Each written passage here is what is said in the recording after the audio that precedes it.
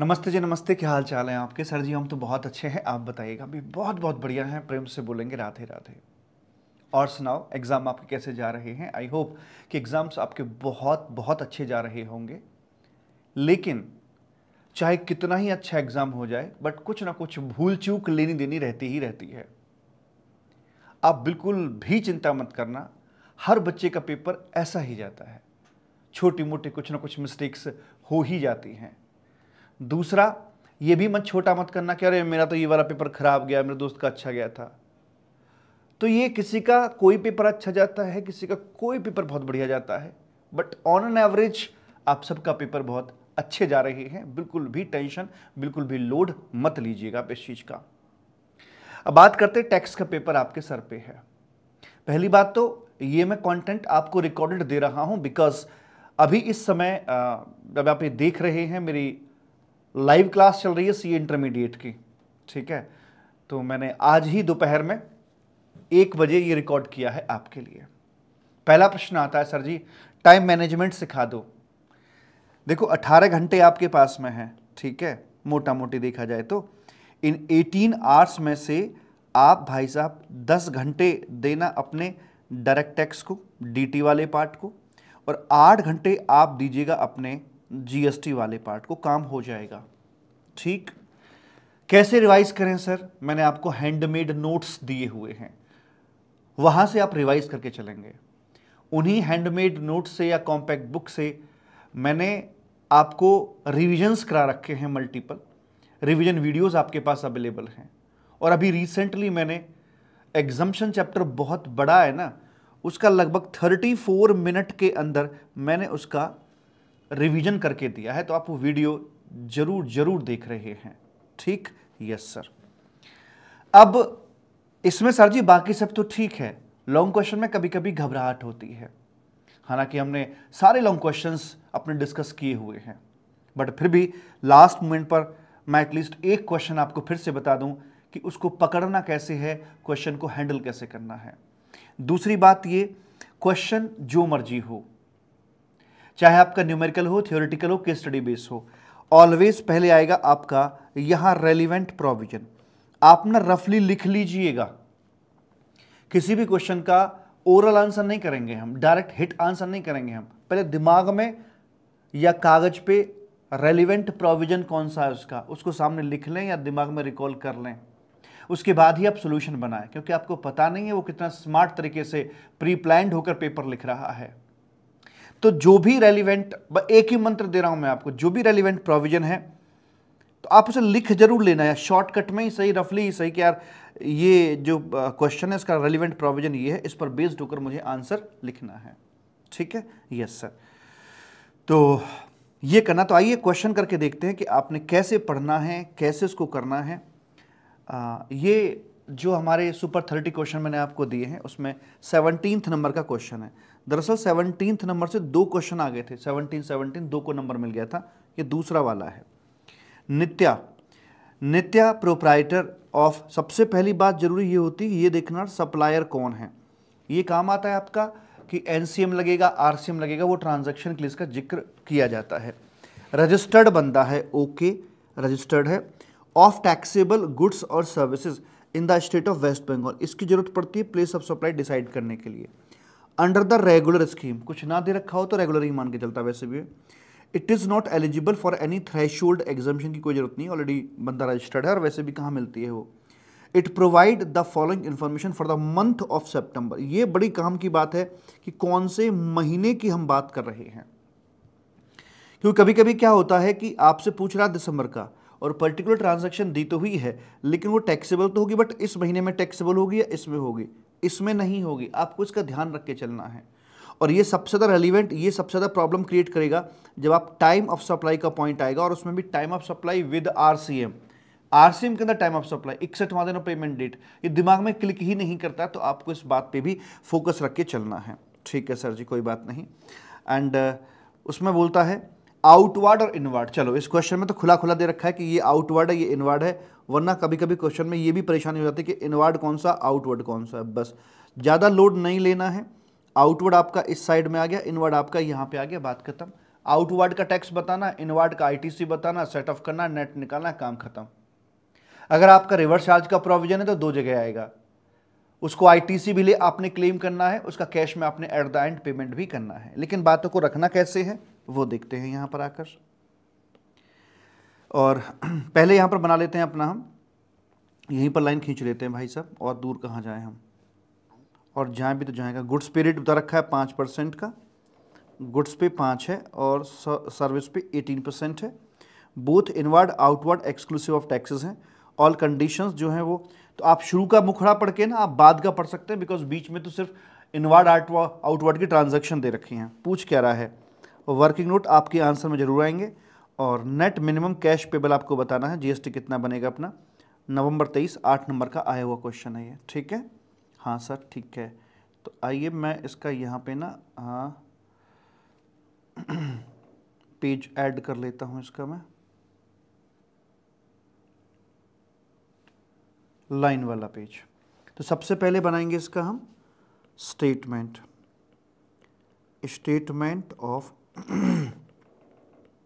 Outward supply. फटाफट तेजी से और पूरी अलर्टनेस के साथ आपका हाथ चलेगा। सर ये हाथ से लाइन खींच सकते हैं, स्केल से ना खींच के? आप हाथ से लाइन खींच सकते हैं, मैं भी तो हाथ से खींच रहा हूँ। अरे सर यहाँ पर जो मैं लाइनें खींच रहा हूँ ना, ये तो इलेक्ट्रॉनिक लाइन है सर जी, ये तो सीधी के आएंगी, कोई बात नहीं। 4 कॉलम इक्वल आपने एक खींच लिए, बचा हुआ उसका है। यहाँ पर वैल्यू आ जाएगी, इधर अपना IGST आ जाएगा, इधर अपना CGST आ जाएगा, इधर SGST आ जाएगा। Supply statement of outward supply हम बात कर रहे हैं, और यहाँ पर अपने पर्टिकुलर्स आ जाएंगे। पहले ये इसी को भर देते हैं पूरा, ठीक है। Intra state supply of goods है of to messrs natural and sons है। सबसे पहले देखिए यार GST लग रहा है कि नहीं लग रहा, आउटवर्ड तो चेक कर लिया, हाँ लग रहा है, और लग रहा है, और ये इंट्रा है। इंट्रा मतलब इसमें CGST SGST की बात करेंगे। एक्चुअल में जो लिखना वही लिख देना, CGST SGST। Intra state transfer of goods to its additional to its branch office in the state of West Bengal. अच्छा ये वेस्ट बंगाल में ही था, वहीं पर किया है। Both places under the same registration, both same registration में आ रहे हैं, तो मतलब ये डीम डिस्टिंक्ट पर्सन आपके नहीं है, इसलिए ये घटना आपकी सप्लाई नहीं बनेगी, हटा दीजिए।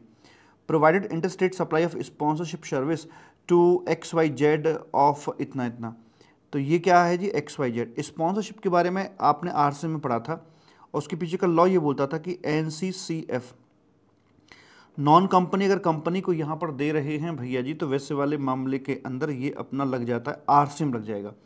तो इस घटना पे GST तो आएगा, लेकिन आपको नहीं भरना है, आपका जो रेसिपिएंट होगा वो टैक्स भरेगा, और उससे हमें कोई किसी प्रकार का मतलब नहीं है। आउटवर्ड पे RCM है, अच्छी बात है, टली वाला। एडवांस रिसीव किया है for future supply of management consultancy service to mister so and so.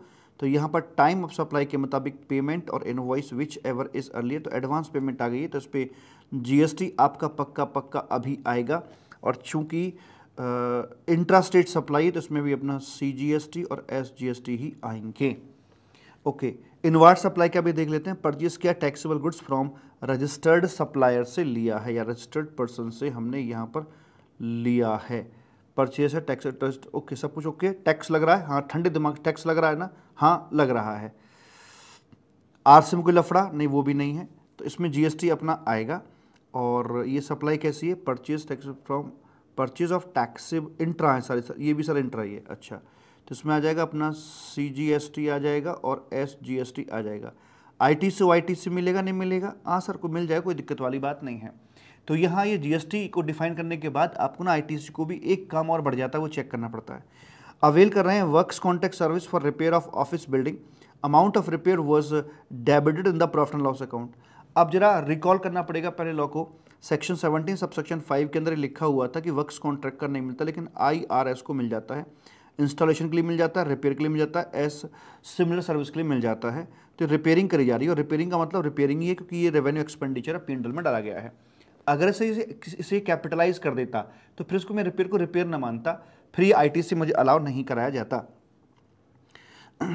तो ये है जी यहाँ पे कौन सा इंट्रा ट्रांजैक्शन है, इसमें भी अपना CGST और SGST आ जाएगा, और ITC हमें इसका भी मिल जाएगा। अवेल कर रहे हैं legal service from advocate to represent the matter of the court relating to collection of so and so, चूँकि रजिस्टर्ड पर्सन है यहाँ पर ये, ठीक है जी। और वैसे भी कौन आदमी है ये है ऑनेस्ट एंटरप्राइजेस टैक्सेबल गुड्स। तो ये इनका जो है कोई थ्रेशोल्ड की बात नहीं है और not eligible for threshold limit. तो मतलब ये कहना चाह रहा है कि ये जो है रजिस्टर्ड है और थ्रेशोल्ड लिमिट कोई चक्कर नहीं है इनके साथ में, उससे ऊपर ही चल रहा है मामला। तो ये जो एडवोकेट की सर्विस है ये इसके एंड पर टैक्सेबल हो जाएगी। मतलब लाइक दैट कि वी आर एज्यूमिंग कि पिछले फाइनेंशियल ईयर में इनका टर्नओवर 10-20-40 से ऊपर ही रहा होगा, क्योंकि इन्होंने बताया कि वो थ्रेशोल्ड का चक्कर है इनके साथ में। तो ये घटना आपकी टैक्सेबल यहाँ पर रहेगी और इंट्रास्टेट ही इन्होंने बता रखा है। तो CGST SGST की हम बात करके चलेंगे और यहाँ पर ITC भी इसका मिलेगा। बट ध्यान दीजिए इसकी ना डबल एंट्री होनी है, इसकी डबल एंट्री होगी। इसका मुझे ITC भी लेना होगा और मुझे ये कैश में भी जमा करना होगा। ओके बस आगे कुछ नोट्स अपने दिए हुए हैं तो मैं करता हूँ फटाफट से। जो मेरी आउटवर्ड सप्लाई थी, पहली वाली इंट्रास्टेट थी नेचुरल एंड सन्स को जी। तो ये इंट्रास्टेट, अब क्वेश्चन तो मैंने सॉल्व कर दिया, उस पुट करना बाकी है, डेटा या फीड करना बाकी, क्वेश्चन तो हो गया। इंट्रास्टेट सप्लाई की हम लोग बात कर रहे हैं और to natural and sons, to natural and sons को बात कर रहे हैं और इसकी वैल्यू थी यहाँ पर 7 लाख की वैल्यू थी। टैक्स एक साथ निकाल दूंगा। And intrastate transfer of goods to branch office, ये नहीं आया। Intra state transfer to branch office है, रीज़न डाल दूंगा। Since both are under, both have registration under same PAN, तो मुझे अब यहाँ पर ये so not deemed distinct person नहीं है, इस वजह से मैं यहाँ कुछ भी नहीं कर पाऊँगा। आई मीन टू से कि मेरा 1 लाख था, मैं वैल्यू के कॉलम में पक्का 1 लाख लेके आऊँगा, लेकिन आगे यहाँ कुछ भी नहीं आ रहा है। So not a supply, not a supply and no GST, ठीक है सर। उसके बाद में आगे वर्किंग नोट चाहें तो बाहर भी लिख सकते हैं जाके, हम यहाँ लिखो या बाहर लिखो, आपकी चॉइस है। आगे बोलता है provided interstate supply of sponsorship services, third point, sponsorship की सर्विस है और ये फॉल करेगी RCM के अंदर। तो यहाँ वैल्यू कितनी थी इसकी, वैल्यू थी 80,000 रुपये की। तो 80,000 यहाँ तो आपका आ जाएगा, बट इधर कुछ भी आने वाला नहीं है। ओके, एडवांस रिसीव हुआ है फॉर फ्यूचर सप्लाई। सर इसकी रीजनिंग यहाँ लिख दो, चाहे आप आगे लिख देना, कोई दिक्कत वाली बात नहीं। जहाँ आपका मन करे, जहाँ आपको ठीक लगे, हाथ के हाथ लिख दो, कोई फ़र्क नहीं पड़ रहा, कोई भी फ़र्क नहीं पड़ रहा, अच्छा है और ज़्यादा बढ़िया है। तो इसकी रीजनिंग हम कर देंगे कि देखिए स्पॉन्सरशिप की सर्विस दी जाती है जब एक कंपनी को दी जाती है, तो ये फॉल करती है under reverse charge mechanism. So जो क्लाइंट है किसको दी थी इन्होंने, so in this case XYZ limited liable to pay GST। So XYZ liable to pay GST and not, इनका क्या नाम है, and not Nitya proprietor, and not Nitya proprietor को GST यहाँ पे नहीं भरना है। और चौथा नंबर क्या था भाई साहब, advance received for future supply.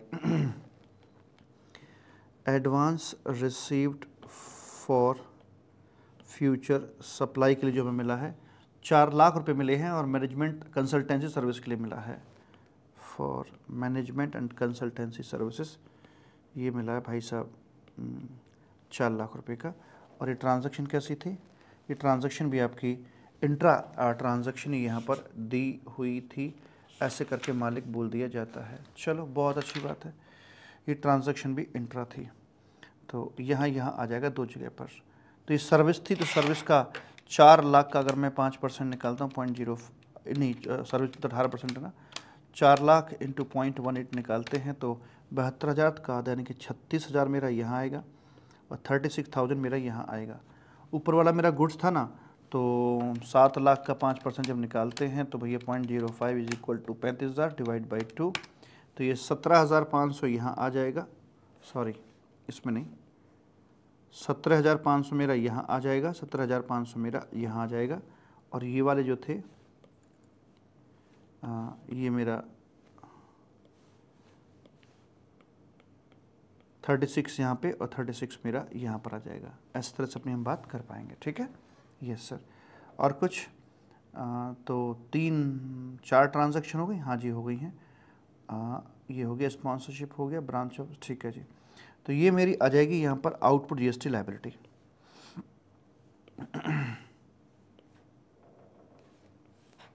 ये आएगी मेरी यहाँ पर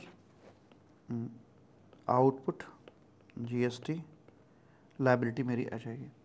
तो 17,500, 36,000 प्लस 17,500, 53,500 और 53,500।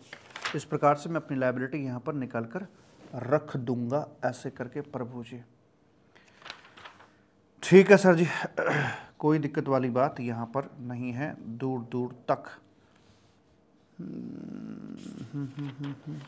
एडवांस कितना आया था हमारे पास? 40 था, कितना था? 40,000 था, सॉरी। एडवांस अपने पास में 40,000 का था। ये ऐसी छोटी मोटी गलतियां भी आपने नहीं करनी है। ये 40,000 था और ये यहाँ पर आ जाएगा भाई साहब 3600 रुपये, 3600 और 3600 रुपये एंड इट विल, ये होगा। मैं भी जल्दबाजी करने की कोशिश यहाँ पे कर रहा हूँ ताकि आपका समय बचाऊँ, लेकिन जल्दबाजी में ऐसा ही होगा। 17,500 प्लस 3,600, तो आप भी गलती मत कर देना। 21,100, 21,100 उन्हीं चीज़ों का डेमो दे रहा हूँ कि यहाँ पर आप गलती ऐसे मत कर दीजिएगा। ठीक है सर, आगे से ध्यान रहेगा, नहीं करेंगे। और ठीक है 21,100, 21,100, ठीक 21,100 आ गया अपने यहाँ पे। एंड उसके बाद में ये आउटपुट लायबिलिटी के बाद में एक हमारा आएगा अपना, अगर कोई इनवर्ड साइड में मेरी इनपुट टैक्स लायबिलिटी है, इनपुट टैक्स लायबिलिटी का स्टेटमेंट आ जाएगा जो आरसीएम में फॉल करती है। हालांकि यहाँ पर एक ही है, पर डाल दो, डालने में क्या जा रहा है आपका।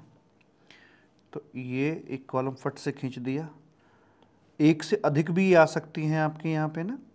तो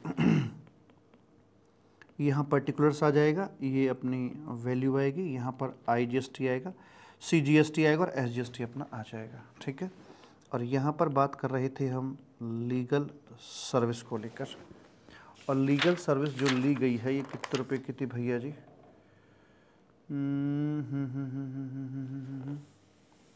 ये थी 50,000 रुपीज़ की, 50,000 की ली गई थी। और इसमें हमारा जो बनता था वो इंट्रा स्टेट ट्रांजैक्शन ही अपना बनता था, और उसके चलते हुए हम 50,000 का निकाल देंगे। 4500 अपना यहाँ पर आ जाएगा, 4500 अपना यहाँ पर आ जाएगा। ठीक है।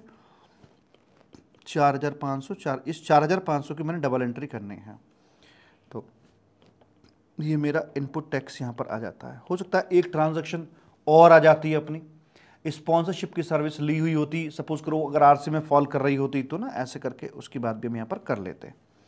अब बनाना है हमने इसमें आईटीसी का स्टेटमेंट। 4 स्टेटमेंट आपको बनाने पड़ेंगे लॉन्ग क्वेश्चन के अंदर।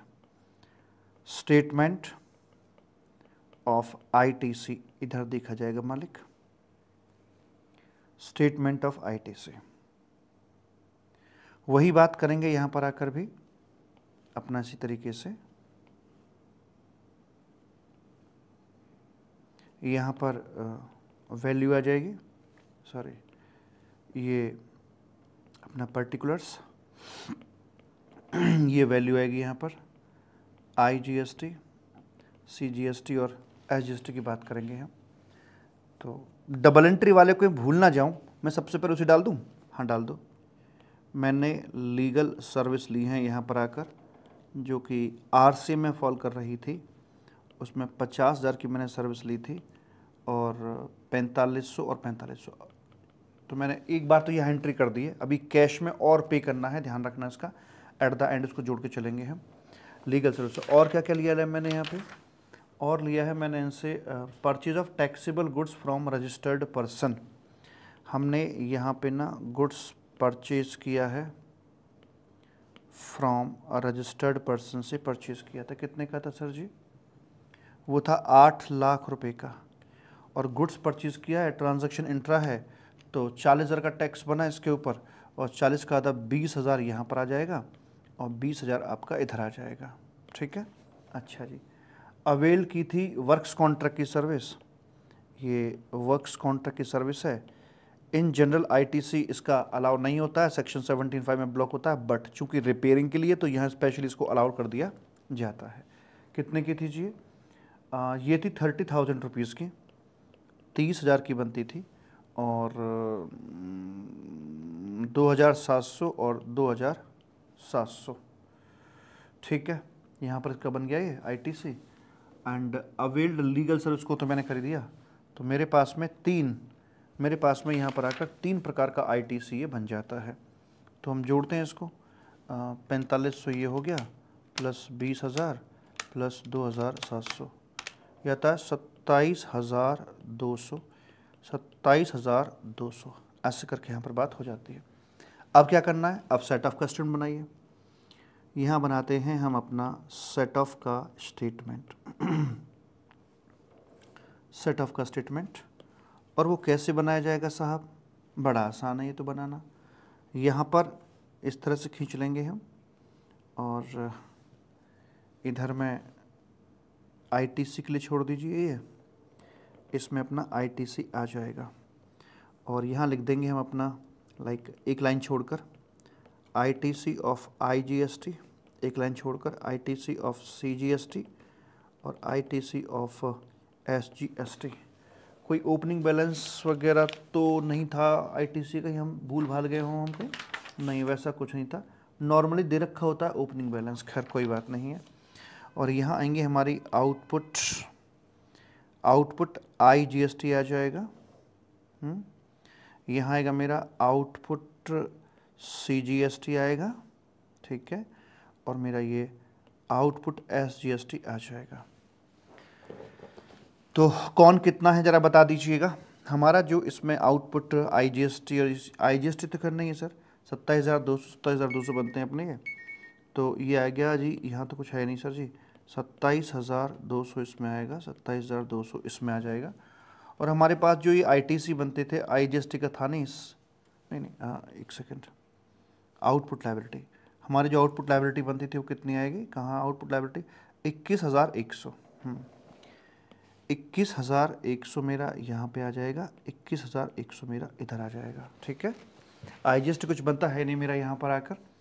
अब मेरे पास जो क्रेडिट अवेलेबल थे वो 27,200 का ये आ जाएगा, और इसको हम यहाँ पर इस्तेमाल करेंगे। इसको लेकर आए यहाँ पर 21,100 तक ये इस्तेमाल हो गया, एंड फिर इसको लगाया ठिकाने 21,100 तक ये हो जाएगा। ये तो बड़ा आसान है यहाँ तो लफड़ा पड़ा ही नहीं, तो ये अपना नील हो जाता है, ये अपना नील हो जाता है, ये पहले से नील पड़ा हुआ था। ठीक है, लेकिन अब यहाँ पर आप उसे मत भूल जाना, घबराहट में ऐड कर देंगे अपना हम यहाँ पे ना, जो हमारी आरसीएम की इनवार्ड सप्लाई पे जो लायबिलिटी बनती थी उसको यहाँ पर हम ऐड कर देंगे। कितना था जी, 45, तो 4500 यहाँ ऐड हो जाएगा, 4500 यहाँ पर हमारा ये ऐड करा दिया जाएगा। और इस तरीके से मेरा जो यहाँ पर कैश लायबिलिटी निकल कर आएगी वो कुछ इस तरह से निकल कर आ जाएगी प्रभु जी, कि नील था ना 4500 और 4500, ये मुझे यहाँ पे मिल गई। और मेरा आईटीसी भी कुछ कैरी फॉरवर्ड हुआ है। आईटीसी कितना कैरी फॉरवर्ड हुआ है, 27,200 minus 21,100 is equal to 6,100 CGST का, और 6,100 मेरा एसजीएसटी का, ये आगे कैरी फॉरवर्ड कर दिया गया है। Very simple. तो बड़ी आराम से इत्मीनान से, जल्दबाजी करोगे तो 4,40,000 हो सकता है, क्योंकि कहीं ना कहीं कुछ ना कुछ फंसाने की कोशिश तो पक्का करेगा। और मैं तो कहता हूँ इस क्वेश्चन के लिए आप समय बचाइएगा, इस क्वेश्चन के लिए आप प्रॉपर समय बचाइएगा। समय बचाने के बाद ही आप इस क्वेश्चन को अच्छे से पूरा दिमाग लगाकर अच्छे से करके चलें, आपसे गलती यहाँ पर नहीं होगी। और प्रेम से बोलेंगे राधे राधे। ठीक, राधे, यस सर। आइए अब करते हैं एक यहाँ पर case study based question number 20 है अपना। XYZ limited is mid size, ये मेरे जो सुपर 30 क्वेश्चन है उसमें 30वें नंबर का क्वेश्चन है, और वैसे ही आपका आरटीपी नवंबर 2024 का क्वेश्चन है। ठीक है, XYZ private limited mid size company registered in Delhi है, dealing in the manufacturing and distribution of electronic goods in India. The company has been operating for over a decade and has robust supply chain network across the country. The company needs to ensure compliance with various GST regulations related to return filing, registration, etc. Okay, यहाँ तक कोई normal सी बातें हैं. The company is, पहले हाँ इसको आपने पढ़ना है लाइक एन स्टोरी. एक स्टोरी जो आपका पहले क्वेश्चन आया करता था ना कि जो अनसीन पैसेज आया करता था, अनसीन पैसेज पर बेस्ड क्वेश्चन पूछे जाते थे. तो आपको ज़्यादा लोड नहीं लेना है और कीवर्ड को मार्क करते हुए चलना है यहाँ पर. और जब हमारे एमसीक्यूज हमसे पूछे जाएंगे इसमें से, तो फिर उसके हिसाब से हमें इन डेप्थ पढ़ने की जरूरत पड़ी तो पढ़ेंगे. अभी कहानी की तरह फटाफट रीड करते चले जाएंगे. द कंपनी इज की दिशा क्या है? The company is exploring to expand its sales channel in India through distributors in each state. अच्छा, स्टेट में डिस्ट्रीब्यूटर अपॉइंट करना चाह रहे हैं. In view of the same the company has undertaken during following activities in the month of June. उन्होंने कुछ कारनामे किए हैं. ऑर्गेनाइज कर रहे हैं डिस्ट्रीब्यूटर कॉन्क्लेव इन उदयपुर. ये इंपॉर्टेंट वर्ड है. उदयपुर राजस्थान में कुछ कर रहे हैं. Where the distributors from Rajasthan के, गुजरात के, मध्य प्रदेश के अलग अलग जगहों के डिस्ट्रीब्यूटर पार्टिसिपेट करेंगे इन द कॉन्क्लेव जो राजस्थान में हो रही है. Total cost of the hotel accommodation जहाँ पर रखवाया गया था वो 25 लाख की पड़ने वाली है. Which was paid by the Delhi office to the hotel. अच्छा, दिल्ली वाला जो उनका अपना ऑफिस था ना ये वाला, इन्होंने वहाँ पर उसको पेमेंट कर दिया, राजस्थान वाले होटल को पेमेंट कर दिया जाता है. ठीक है, तो अपना नेटवर्क फैलाना चाह रहे हैं और कुछ इस तरह से किया है. द कंपनी परचेज कर रही है certain gift items for distribution to the participants in the conclave. The gift item were purchased from the vendor located in Ludhiana. Ludhiana के किसी बंदे से उन्होंने गिफ्ट लिए और दे दिए. पंजाब, ठीक है जी. And were delivered to the hotel Udaipur. Oh, मतलब पंजाब से माल पहुंचा है राजस्थान और बिलिंग किसको करी जाएगी? ऑब्वियस सी बात है. For distribution to the participant of the conclave the cost of gift was 25 lakh. However the value of individual gift item was restricted to इतना इतना. इनकी 25 लाख की कीमत थी जो वहाँ पर दे दिया गया है. और ऑब्वियस सी बात है बिलिंग तो दिल्ली कंपनी के नाम में ही कराई जाएगी. तो ये बन गया आपका बिल टू वहाँ कर दिया, शिप टू वहाँ कर दिया है. और ये B2B ट्रांजैक्शन है. ठीक है, यहाँ शायद प्लेस ऑफ सप्लाई का क्वेश्चन बने. गिफ्ट की वैल्यू बताइए, 75,000 रुपये यहाँ पर बताई गई है. इस बात से हमें कोई फ़र्क नहीं पड़ता है क्योंकि ये जो गिफ्ट की वैल्यू की जो बात होती है वो एम्प्लॉयज़ के रिस्पेक्ट में होती है ओनली, कि एम्प्लॉय को 50,000 से ऊपर का नहीं दे सकते हैं. देते हैं तो फिर वो सप्लाई अपना बन जाता है पर फाइनेंशियल ईयर. लेकिन इस बात का यहाँ से कोई लिंक नहीं है क्योंकि ये एम्प्लॉयज़ को नहीं दिया जा रहा है. द कंपनी परचेज कर रही है इंश्योरेंस पॉलिसी अपने एम्प्लॉयज़ के लिए, travelling for the conclave and the premium for such insurance policy was 1 lakh rupees was paid by the company. There is no requirement of under any law obligation, कोई requirement नहीं, जरूरत नहीं थी इसकी. The company took and rent a new warehouse near the factory in Delhi for storage and dispatch of the goods. The goods are being transported between the factory and the new warehouse in non-motorized cart में उनका transportation हो रहा internally. The value of such goods transported in a single trip is 5 lakh का माल जा रहा था. Where the rent of the warehouse was 18 lakh warehouse किराया है for the initial 11 months and the same will be revised to 21 lakh after expiry of initial तो month में. तो भी आपने क्वेश्चन पढ़ लिया है और यहाँ पर अब इन बेस्ड अपने MCQs हैं. तो बोलता है विच of the following statement is correct under the GST law in relation to the hotel accommodation service received by the company. अच्छा, होटल के बारे में क्या रहेगा? The hotel shall charge CGST SGST. बिल्कुल चार्ज करके चलेगा because place of supply same place आ जाता है जहाँ पर होटल होता है, तो ये ऑलवेज इंट्रास्टेट बनता है. तो ये स्टेटमेंट सही, मुझे आगे पढ़ने की जरूरत भी नहीं है. What shall be the place of supply in relation to gift item. Bill to ship to model था, दिल्ली आएगा इसका प्लेस ऑफ सप्लाई. तो दिल्ली आएगा दिल्ली, या इसका बी आंसर यहाँ पर सही बन जाएगा. उसके बाद में तीसरा, which of the following statement is true in relation to gift items and the insurance policy. तो the company is not eligible to avail the ITC in relation to both. Gift item का भी नहीं मिलेगा because ये free distribution है इसका, आगे कोई GST की बात नहीं हो रही है. And the insurance policy. अच्छा हाँ, तो इसका भी लीगल ऑब्लिगेशन नहीं था, तो ये पॉइंट ठीक है, तीसरे का ए ठीक है। चौथे की बात करते हैं, which of the following statement is correct in relation to the issuance of E way bill for transportation of goods between so and so. E way bill is required to be issued by the company for each instance for transportation of so and so of value of consignment, क्योंकि वो कह रहे हैं कि इनका प्रत्येक 5 लाख का बनता है और नॉन मोटराइज व्हीकल में जा रहा है, तो भैया फिर तो ये ठीक है। नहीं, ये क्यों ठीक है? E way bill is required to be issued लिखा था, नहीं बनेगा ना, वो नॉन मोटराइज व्हीकल में था। E way bill is not required to be issued in the given case irrespective of the consignment value of, हाँ तो बी ठीक रहेगा। एंड जो पांचवा है उसमें which of the following statement is most appropriate in relation to the new warehouse taken on rent by the company. तो इसमें बोलते हैं कि separate registration is not required mandatorily. जब हम सेम स्टेट के अंदर ही काम कर रहे होते हैं तो वहाँ पर विद इन द स्टेट जो हमारे रजिस्ट्रेशंस होते हैं वो हम अलग अलग ले सकते हैं अपनी चॉइस पर, वो मैंडेट नहीं होता है। आगे separate registration GST not is required mandatorily, ये तो बिल्कुल गलत है। GST registration is required as case, नहीं। Separate GST registration is required once the rent is, नहीं ऐसा भी नहीं है। तो क्योंकि हमें तो भाई एक बार रजिस्ट्रेशन के दायरे में आ जाए ना हम, तो फिर तो भाई वैसे है, तो इसमें अलग से लेने की कोई ज़रूरत नहीं है। आप इसके अंदर उसी सेम रजिस्ट्रेशन सर्टिफिकेट के अंदर अपने वेयर हाउस को एक एडिशनल प्लेस ऑफ बिजनेस के तौर पर वहाँ पर दर्शा सकते हो, दिखा सकते हो। इस तरह से आपके ये क्वेश्चंस हो जाएंगे। तो पहले कहानी की तरह पढ़ना है क्वेश्चन को, और नीचे फिर जो एमसीक्यूज दे रखे होते हैं उनके आधार पर अगर ज़रूरत पड़ती है दोबारा में हम उसे थोड़ा डिटेल में देख सकते हैं।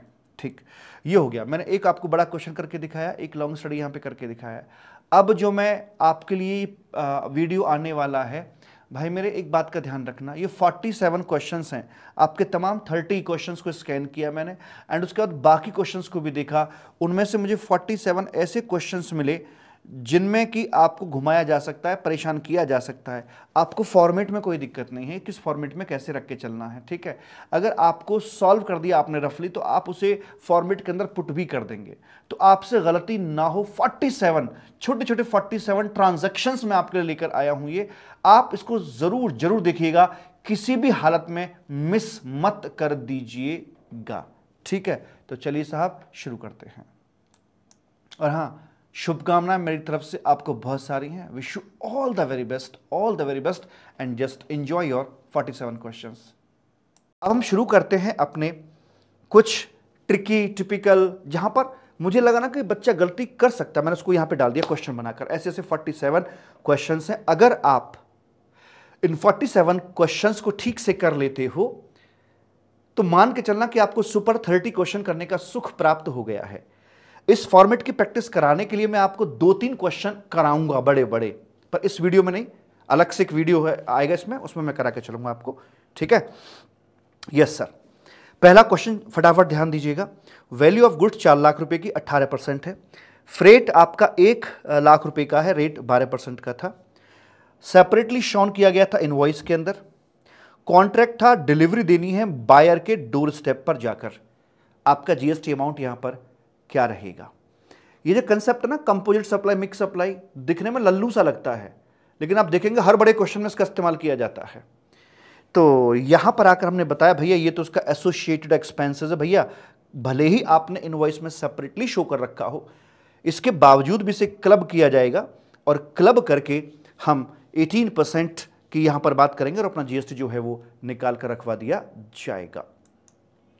क्योंकि जब हम अपना पढ़ते हैं सेक्शन नंबर 15, तो वहाँ पर जो मेन सप्लाई होती है उसके साथ में सब अपना ऐड कर देता है, और वैसे भी अपना ये कंपोजिट सप्लाई का हिस्सा बनता है, और इसमें जो भी आपकी प्रिंसिपल सप्लाई उसमें क्लासीफाई करके इकट्ठी वैल्यू पर कर देते हैं। भले ही ये आपको बहकाएगा यहाँ से, भले ही इनवॉइस में अलग अलग क्यों ना दिखा रखा हो, तब भी क्लब किया जाएगा। सर्विस ऑफ रिपेयरिंग थी 3 लाख रुपए की 18% पे। पार्ट्स यूज़ किए गए 50,000 रुपये के। ऐसा अक्सर होता है जब हम अपनी कार को किसी सर्विस स्टेशन पर लेकर जाते हैं, तो वहाँ पर इस प्रकार का बिल बन के आता है। पार्ट्स की वैल्यू अलग होती है और जो लेबर है उसका अलग होता है। तो यहाँ पर ऐसे कुछ क्लब करने की ज़रूरत होती नहीं है, और भले ही सेपरेटली इनवॉइस कर रखे हैं, ठीक है, तो इनको सेपरेटली इनवॉइस, दोनों की वैल्यू अलग अलग है यहाँ पर आकर, और दोनों को अलग अलग रेट पर जो बनता है उस प्रकार से इसको शो ऑफ किया जाएगा, because we have independent values दोनों की। और एक कंपोजिट सप्लाई का हिस्सा ये नहीं बनता, बिकॉज वो दोनों के दोनों आपकी इंडिपेंडेंट चीजें हैं, पार्ट्स भी बेचे जाते हैं और सर्विस भी अपनी अलग से दी जाती है। एसी की बात करते हैं, एसी 18,000 रुपए का है, स्टेबलाइजर 7,000 रुपए का था, कुल मिलाकर हुआ 25,000, दोनों के अलग अलग जीएसटी के रेट थे। कॉम्बो बना दिया गया और 20,000 रुपए में आफ्टर कॉम्बो डिस्काउंट लगाकर सिंगल प्राइस पर सप्लाई की जा रही है। यहां आपके पास ऑप्शन नहीं है इसको ब्रेक करने का, और वैसे भी आपकी ये मिक्स्ड सप्लाई है, बिकॉज दोनों के दोनों इंडिपेंडेंट चीजें हैं। ऐसा नहीं कि एक साथ दूसरे को इन कंजंक्शन करना ही पड़ेगा, नथिंग लाइक दैट। इसके चलते हुए यहां जो आपका जीएसटी का रेट आएगा वो हाईएस्ट रेट निकल के आएगा और उस हिसाब से इसका वैल्यूएशन कर दिया जाएगा। तो 20,000 का 18% कितना आया, ये आपका 3,600 निकल कर आ जाता है। ठीक है जी। Interstate transfer of goods to branch office, both places are under same registration. अगर दोनों प्रीमाइसेस सेम रजिस्ट्रेशन में हैं तो ये डीम डिस्टिंक्ट नहीं है। जब डीम डिस्टिंक्ट नहीं है, दोनों एक ही हैं, तो ऐसे में सप्लाई कॉन्स्टिट्यूट नहीं होती है और यहां जीएसटी अपना नहीं आएगा। पार्टनरशिप अगला है, intra state transfer of goods to additional place of business.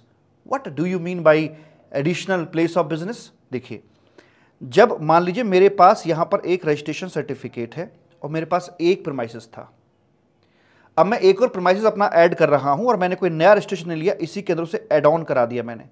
जब सेम आरसी के अंदर हम अपने किसी बिजनेस प्लेस को ऐड ऑन कराते हैं तो उसे कहा जाता है एडिशनल प्लेस ऑफ बिजनेस। यानी कि भले ही शब्द अलग कर दिए हों, लेकिन दोनों का मीनिंग यही है क्वेश्चंस का यहां पर, कि दोनों कॉमन आरसी कॉमन रजिस्ट्रेशन में आ रहे हैं। अतः यहां पर भी वो आपका अलग अलग नहीं है, एक ही है, no supply no GST at all. Partnership for providing sponsorship service to XYZ limited for rupees इतना, और यानी कि पार्टनरशिप फर्म ने कंपनी को एक सर्विस दी है, तो इस केस में क्या किया जाएगा? इस क्वेश्चन को आप हटा दीजिए, ये थोड़ा सा अलग सीन इसका जा रहा है, इसको हटा देते हैं यहां से। उसके बाद में आता है आपका अगला 6वां क्वेश्चन आता है, ABC limited taken works contract services for repair and repairing के लिए, वर्क्स कॉन्ट्रैक्ट की सर्विस है, रिपेयरिंग के लिए ली गई है, और जो रिपेयर अमाउंट था वो डेबिट किया जाता है P&L में। मतलब आपका ये रिपेयरिंग प्योर रिपेयरिंग है, यानी कि आपका ये रेवेन्यू एक्सपेंडिचर हुआ था, या not debited in P&L but आपने उसे कैपिटलाइज कर दिया, यानी कि आपका ये कैपिटल एक्सपेंडिचर था। ऐसे में आपके क्रेडिट का क्या सीन रहेगा? टैक्सेबल तो दोनों ही सूरतों में है, लेकिन पहले में चूंकि रेवेन्यू एक्सपेंडिचर था, प्योर रिपेयरिंग के लिए था, तो इसमें आपको आईटीसी अलाउ हो जाएगा।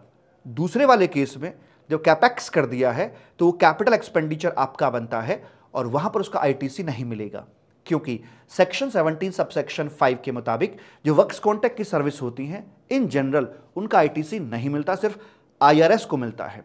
आईआरएस मतलब कैपिटल गुड्स का इंस्टॉलेशन वगैरह कराया गया हो या फिर सिमिलर या सेम सर्विस दी गई हो, और आईआरएस और आर मतलब रिपेयरिंग के लिए, repairing means repairing, revenue expenditure की बात वहां पर करता है।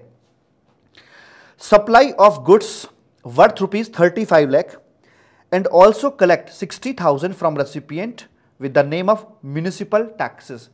रेसिपिएंट से ले रहा है तो आप यहां पर इसको ऐड करके चलेंगे, क्योंकि यहां पर जो म्युनिसिपल टैक्सेस के नाम पर वसूली की जा रही है ये आपकी as good as part of consideration है। दैट्स वाई इसको 35,60,000 पर उसकी वैल्यू निकाली जाएगी। अगला question, supply of goods worth ₹2 lakh from Rajasthan to Rajasthan. Rajasthan से राजस्थान में सप्लाई हुई है on the instruction of ABC limited registered in Maharashtra. ABC limited Maharashtra ने राजस्थान के सेलर को बोला कि आप राजस्थान में दूसरी जगह गुड्स पहुंचाइए। इसका प्लेस ऑफ सप्लाई क्या होगा? इसे कैच करेगा आपका section 10(1)(b) of IGST act.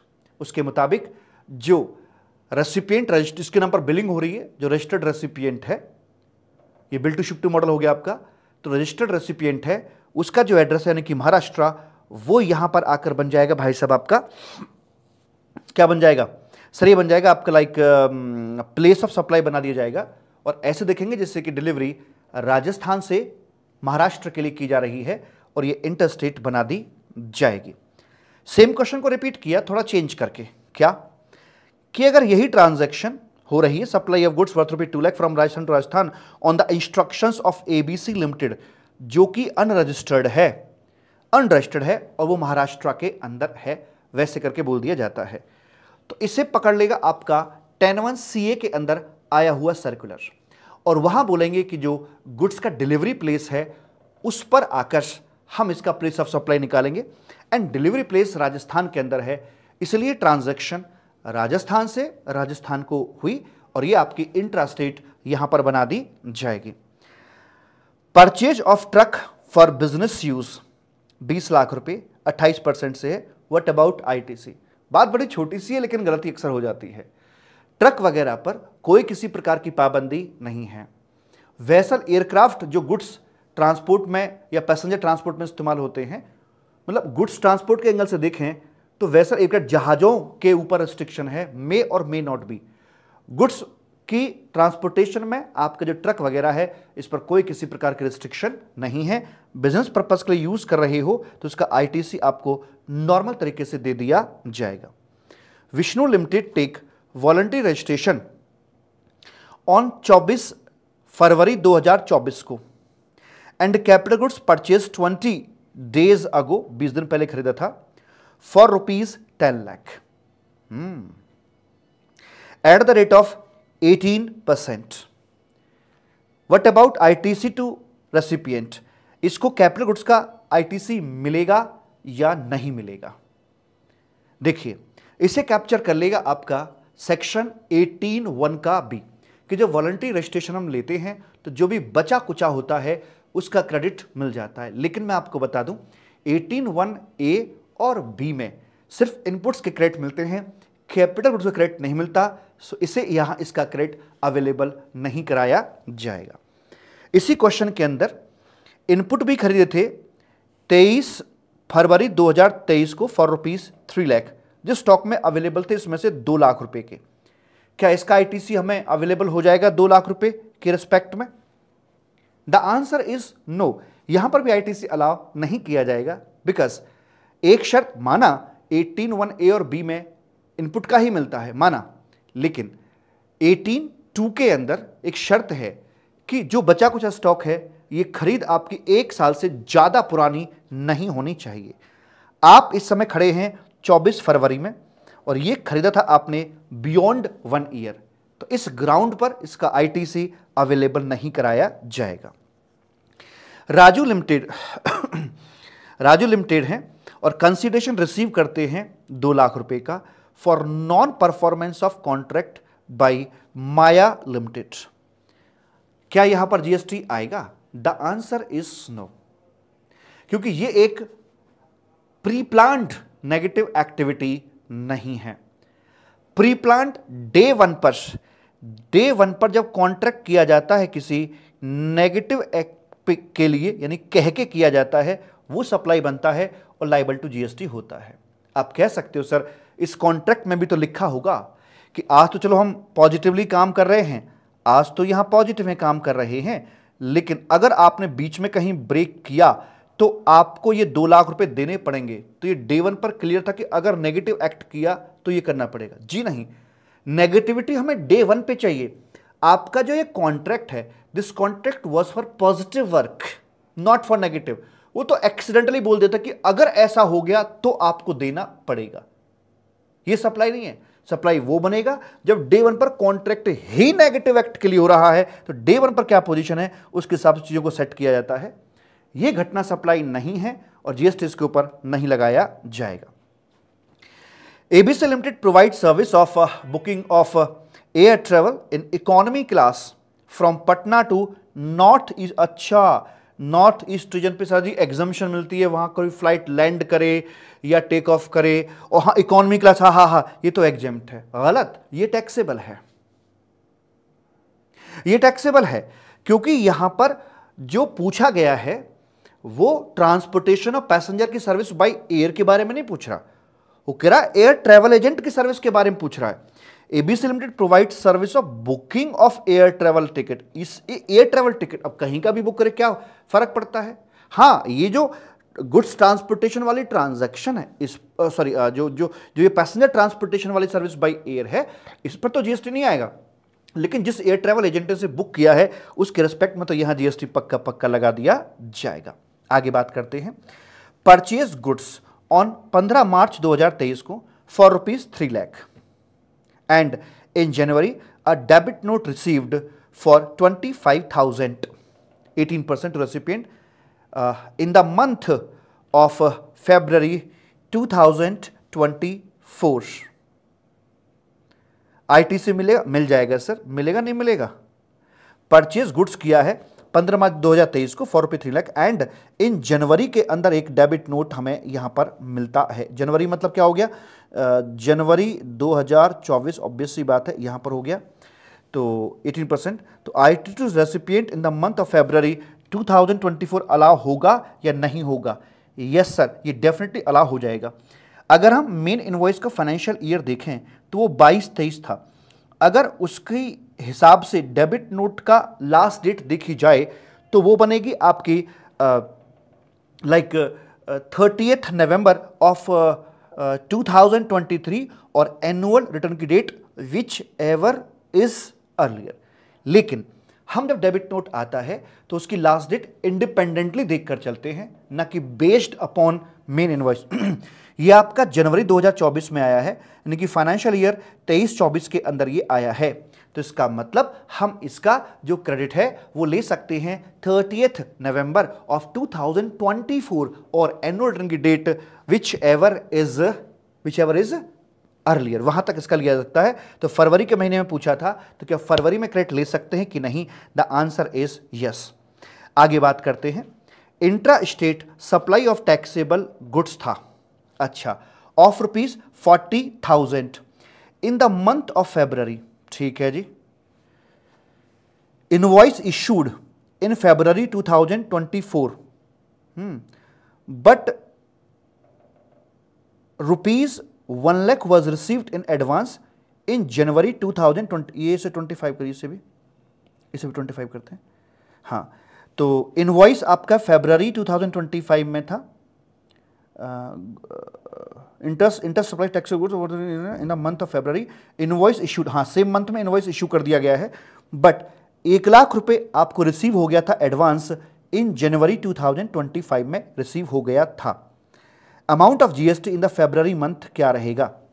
फरवरी की ट्रांजैक्शन है 2025 की, एंड उसी महीने में बिलिंग इसकी हो जाती है, बट इसके रिस्पेक्ट में ₹1 लाख एडवांस में ऑलरेडी आ चुका था। तो जो ₹1 लाख एडवांस जनवरी में आ गया होगा, क्या वो उस समय टैक्सेबल हुआ होगा? द आंसर इज नो, क्योंकि गुड्स का time of supply payment basis नहीं चलता है। आपकी फरवरी मंथ की लायबिलिटी पूरे के पूरे 4 लाख पर निकल कर आएगी। हाँ, अगर इसकी जगह मैं गुड्स की बजाय सर्विस कर देता हूं तो 1 लाख पर जीएसटी जनवरी में बन जाएगा और बचे हुए 3 लाख पे जो जीएसटी बनेगा वो आपका फरवरी मंथ के अंदर बना दिया जाएगा। आगे बोलते हैं repairing services by way of pure labour services, अच्छा, मतलब ओनली सर्विस कंपोनेंट था, to a single residential unit used for the residence. इतना सुनते ही single residential unit use for residence तुम कहते हो एग्जेम्प्ट नहीं। इसका जो कंस्ट्रक्शन था single residential unit use for the residence, अगर हम कंस्ट्रक्शन की बात करते हैं इसके लिए या रेंटिंग की बात करते हैं तो एग्जेम्प्ट है। रिपेयरिंग एग्जेम्प्ट नहीं था, रिपेयरिंग पूरी तरह से यहां पर टैक्सेबल कर दिया जाएगा। बड़ी छोटी छोटी सी बातें होती हैं जहां आपको फंसा ले जाता है, ध्यान कहीं और भटकाएगा, कर कुछ और कांड देगा। Neelkanth private limited received service of GTA, जो कि 12% से टैक्सेबल है। अगर 12% से टैक्सेबल है तो इसका मतलब यहां पर केस में ऑब्वियस सी बात है एनसीएम लग रहा होगा, यानी जीटीए ही टैक्स भरेगा। हु इज लायबल टू पे जीएसटी, एनसीएम लगेगा, नीलकंठ को ही भरना पड़ेगा।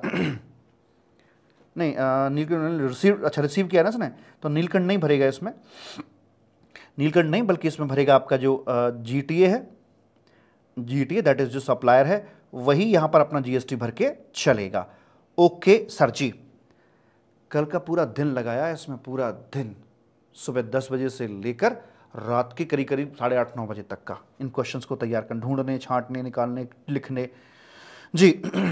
उसके बाद security services for ₹15,000 provided to school for outdoor picnic. पता है एजुकेशन इंस्टीट्यूट में स्कूल को अगर टीसीएस की सर्विस दी जाती है, ट्रांसपोर्टेशन की, केटरिंग की और सिक्योरिटी हाउस कीपिंग की, तो वो एग्जेम्प्ट होती है।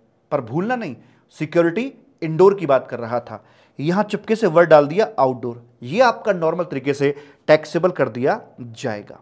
अगला क्वेश्चन, परचेस कर रहे हैं goods of ₹7 lakh, out of which goods value ₹2 lakh purchased from composite dealer. तो जो कंपोजिट डीलर से लिया है और 1 लाख रुपए का गुड्स हमने अनरजिस्टर्ड सप्लायर से लिया है, जीएसटी का रेट 18% और 1% था। अमाउंट ऑफ जीएसटी कितना बनेगा और कितने का आपको आईटीसी यहां पर मिल जाएगा। तो जहां तक सवाल है कि आपके इनवर्ट सप्लाई पे जीएसटी का सीन क्या रहेगा, तो देखिए इस पर तो बिल में लग के आएगा, पूरा का पूरा 72,000 लग के आएगा। लेकिन ये जो 1% है ये वेंडर देगा, आपके ऊपर इसका लोड नहीं आएगा, क्योंकि कंपोजिट डीलर को 1% आपसे चार्ज करने का बिल्कुल भी राइट नहीं होता, बिल ऑफ सप्लाई आपको वो देगा। और तीसरी घटना तो भाई साहब ये आपकी अनरजिस्टर्ड पर्सन है ना, ये अनरजिस्टर्ड पर्सन, तो वो घटना आपकी यहां पर आकर ना जीएसटी के दायरे में नहीं आती है जी, उस पर, क्योंकि वो गेट नंबर 4 से बाहर हो जाएगा, बंदा टैक्सेबल पर्सन ही नहीं है, तो वहां पर आकर भाई हम जीएसटी की बात कतई भी नहीं कर सकते हैं। जहां तक सवाल है रेसिपिएंट के आईटीसी का, तो जो 72,000 है ये तो बिल में लगकर यहां पर लोड पड़ा है, इसका तो मुझे आईटीसी मिल जाएगा। जो 1% उसने अपनी पॉकेट से भर दिया, ये लोड मेरे ऊपर शिफ्ट हुआ ही नहीं है, इसलिए मुझे इसका आईटीसी नहीं मिलेगा। और तीसरे वाले केस के अंदर जीएसटी चार्ज ही नहीं था ट्रांजैक्शन के अंदर, तो आईटीसी का सवाल ही पैदा नहीं होता है। आगे है goods purchased value ₹7 lakh and out of 3 bills 1 bill is missing having CGST ₹18,000। अरे सर इसमें क्या है, तो बड़ा आसान है, तो बताओ ना फिर कितना आएगा। अरे सर ये निकाल देंगे, देखो 7 लाख, इसमें क्या है 7 लाख इंटू 0.18, ये आ गया 126, 18 का मिसिंग था, लो जी आईटी से मिल जाएगा 1,08,000 का। गलत जवाब है, वही तो मैं कह रहा हूं, जल्दबाजी मत करो, भागो मत इतनी तेज, आराम से ठहर के। क्या बोल रहा है ये कह रहा है सीजीएसटी 18,000 था, अब सीजीएसटी का भाई एसजीएसटी है, अकेला सीजीएसटी तो कभी नहीं आ सकता ना उसके अंदर। तो क्या है आपका टोटल टैक्स इन्वॉल्व बनता था 1,26,000, जब सीजीएसटी इतना है तो उतना ही एसजीएसटी भी होगा श्योरली। तो इस तरह से आपके पास 36,000 के बिल नहीं है, आपको आईटी से मिलेगा मात्र 90,000 रुपए का। प्रेम से बोलेंगे Radhe Radhe. 1 invoice dated 20 January of preceding financial year found in October of current financial year. अच्छा, जनवरी का अक्टूबर मिला है, having GST amount 50,000, annual return is filed on, sir कब तक इसका आईटीसी मिल सकता है। देखो 20 जनवरी में था ना, तो ये फाइनेंशियल ईयर रहा होगा सर, यहाँ पे ये फाइनेंशियल खत्म हुआ सर, तो ये सर 30 नवंबर 30 नवंबर तक आईटीसी मिल सकता है। अच्छा चलो, तो ये अक्टूबर मिल गया है, क्या आईटीसी मिल जाएगा? हाँ जी मिल जाएगा, पर ठहरो, नहीं मिलेगा। क्यों नहीं मिलेगा?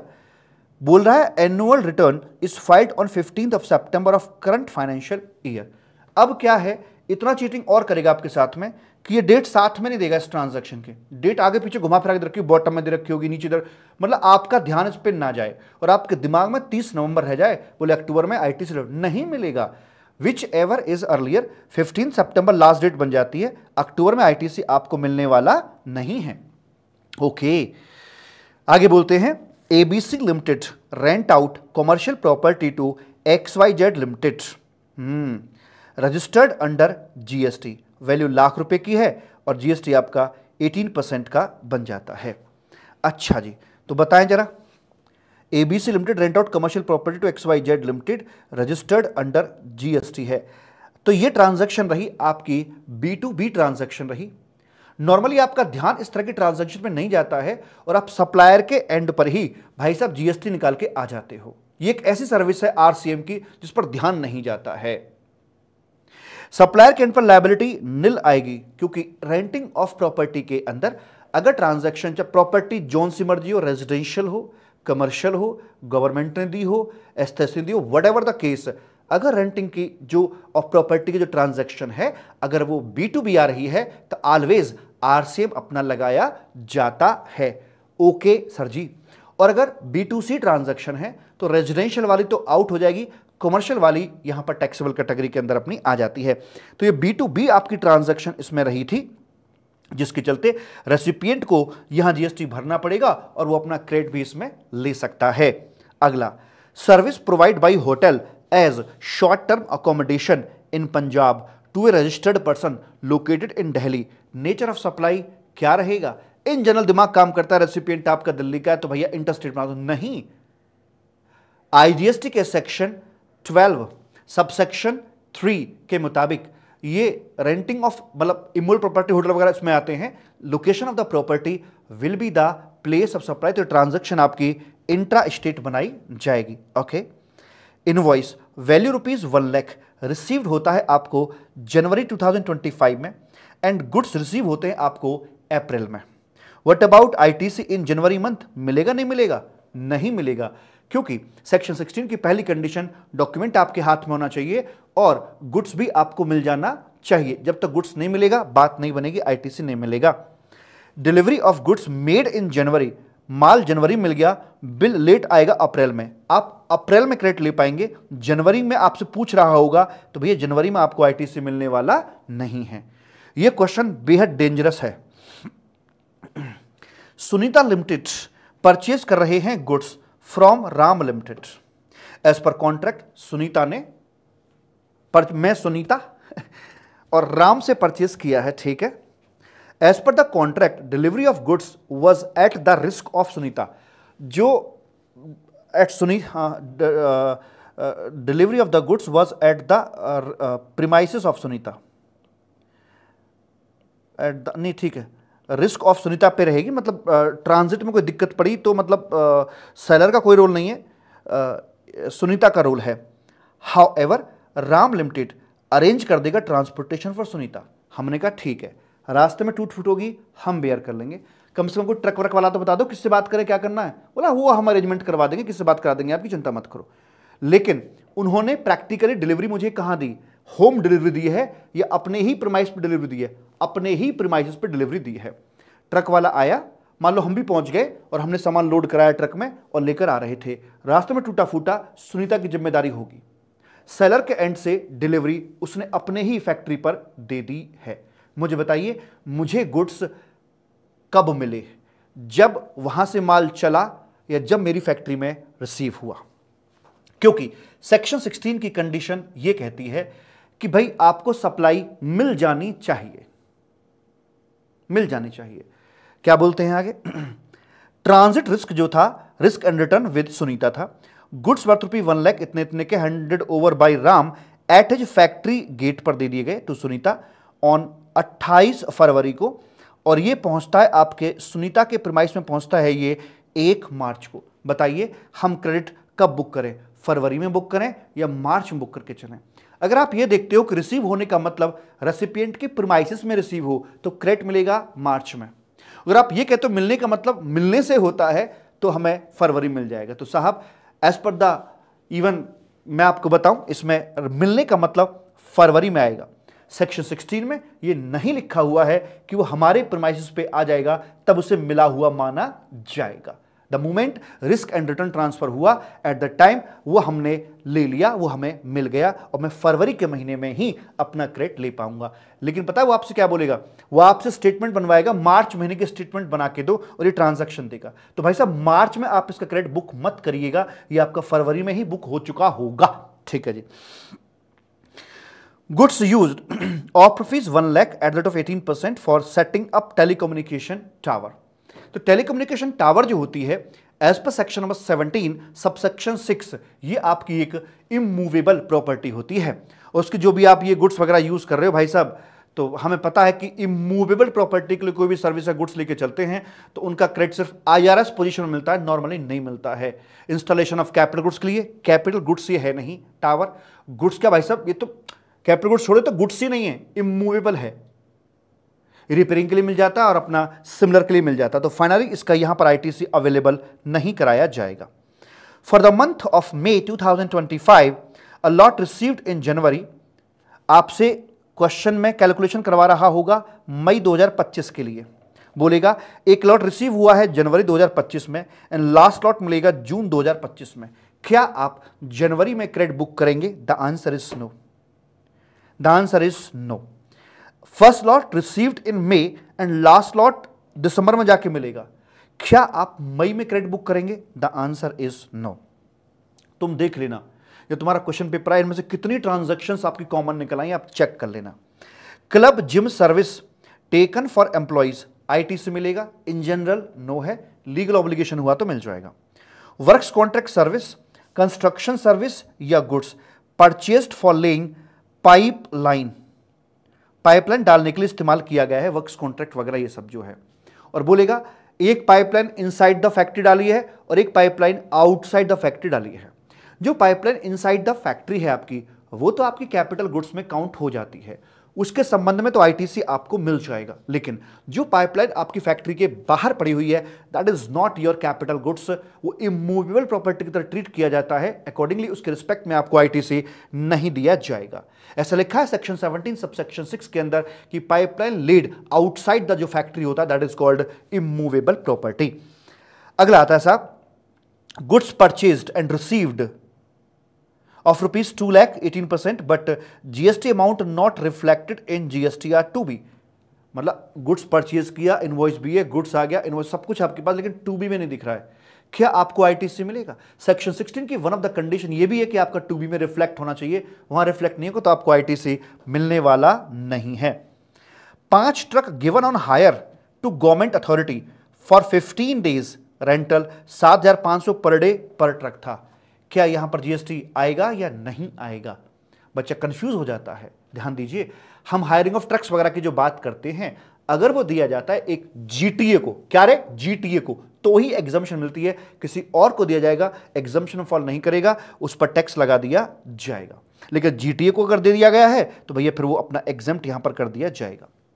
सिमिलरली बस या मिनी बस किसी स्टेट ट्रांसपोर्ट अंडरटेकिंग को देते हो, एसटीयू को देते हो, तो वो आपकी एग्जेम्प्ट रहेगी। अदरवाइज अगर मान लीजिए यहां पर मैं बस दे दूं भाई ऐसे करके, तो वहां पर भी बात नहीं कर जाएगी। हाउएवर बसेस का सवाल है, ई बस अगर म्युनिसिपैलिटी को देते हैं, समझ रहे हो, यहां पर अगर ये बस लिखा होता कि बस दी है म्युनिसिपैलिटी को, ई बस दी है म्युनिसिपैलिटी को, तो एग्जेम्प्ट हो जाती। इसने दोनों में से मिक्स निकाला, ट्रक लिया और रेसिपिएंट वो दे दिया आपका बस वाला, तो भाई ये ट्रांजैक्शन आपकी यहां पर टैक्सेबल कर दी जाएगी। आगे चलिए, sale of goods on 6 June, payment to be made within 30 days, otherwise ये भी आपको बहुत डेंजरस क्वेश्चन है, आप आते हुए भी गलत कराएंगे इसको। हाँ, एक कुछ तो महा डेंजरस है, महा dangerous. Sale of goods on 6 January, payment to be made within 30 days, नहीं तो इंटरेस्ट लग जाएगा 2% पर मंथ का on invoice value shall be applicable. Actual payment की जाती है along with interest on 20 February को की जाती है, ट्रांजैक्शन 6 जनवरी की थी, तो मतलब थोड़ा लेट करी गई है, 30 दिन के बाद करी गई है, 15 दिन का डिले यहां पर दिख रहा है हमें, 15 डेज का डिले दिख रहा है। तो वैल्यू ऑफ गुड्स आपकी 5 लाख यहां पर दे रखी थी, आप निकालिए जरा इंटरेस्ट निकालिए। आप बोलेंगे 5 लाख का गुड्स था, नहीं, इनवॉइस वैल्यू पे लगानी थी, बोल रखा है साफ साफ। तो पहले 5 लाख पे इसका जो भी एप्लीकेबल रेट है उसका टैक्स निकालो, इनवॉइस बनाओ पहले इसका, 5 लाख प्लस टैक्स 5,90,000 आया, और 5,90,000 पे आप निकालो 2% से इंटरेस्ट निकालो। अब आप दूसरी गलती क्या करेंगे, इंटरेस्ट निकलती आपको लगेगा भाई साहब कैलकुलेशन अच्छी खासी कर दी है, भाई साहब अभी आपका ना वो आ गया टैक्स निकला है, नहीं ये टैक्स नहीं है, इंटरेस्ट है ये। अगली गलती क्या करेंगे, आप असेसेबल वैल्यू वाले कॉलम में 5,900 को ले जाकर जोड़ देंगे, इस पे जीएसटी 0.18 ऐसे निकाल देंगे, 1,065, नहीं गलती हो जाएगी। इंटरेस्ट जो मिला जब मिला जितना मिला जिस महीने मिला है उसी महीने में टाइम ऑफ सप्लाई राइज होता है उसका, और ऑलवेज इंक्लूसिव ऑफ जीएसटी मानते हैं। तो 5,900 इंटू 18 डिवाइड बाई 118, ये 900 रुपए का जीएसटी आएगा आपके इंटरेस्ट के ऊपर, और उस महीने में आएगा जिस महीने में आपको ये रिसीव हुआ है। ये जो गुड्स है, गुड्स का टाइम ऑफ सप्लाई तो जनवरी में आ जाएगा, लेकिन जो आपकी इंटरेस्ट है इसका time of supply February month के अंदर आपका निकाला जाएगा, जिसकी ड्यू डेट 20 मार्च यहां पे रखवाई जाएगी। ओके तो अगर आपसे पूछ रहा है कि फरवरी मतलब जनवरी महीने की लायबिलिटी बताइए, तो भाई साहब आप इतनी सारी कैलकुलेशन कर ली, लेकिन ये जनवरी में टैक्सेबल नहीं है, ये फरवरी में टैक्सेबल है, ये भी ध्यान रखना है, ये फरवरी में टैक्सेबल है आपका। या ऐसा हो सकता है कि आपसे फरवरी का निकलवा रहा हो कि भाई फरवरी के लिए निकाली, क्या होगा, तो फिर आप गुड्स की नहीं आएगी उसमें टैक्सेबल वैल्यू, फिर आपकी सिर्फ इसी की आएगी यहां पर वैल्यू। समझ में आ रही बात है? तो आपको ये देखना है, बड़ी बड़ी चीज देखनी है भाई, कौन से महीने की बात कर रहा है उस महीने के हिसाब से काम करना है आपने। ठीक है, यस सर, ओके जी, ओके ओके। कैलकुलेशन करवा रहा है फरवरी मंथ के लिए, ठीक है जी, okay. The supplier supplied 1000 packet of 10 each in the month of January 2025 and in February revalue कर देता है द कंसाइनमेंट एट द ₹9 के हिसाब से रीवैल्यू कर देता है, अकॉर्डिंगली इशू कर देता है credit note to the buyers. Buyer को क्रेडिट नोट डाल देता है मेहरबानों, और बायर अपना आईटीसी भी रिड्यूस कर लेता है। एंड जो आपका बायर है, बायर अपना आईटीसी भी रिड्यूस कर लेता है।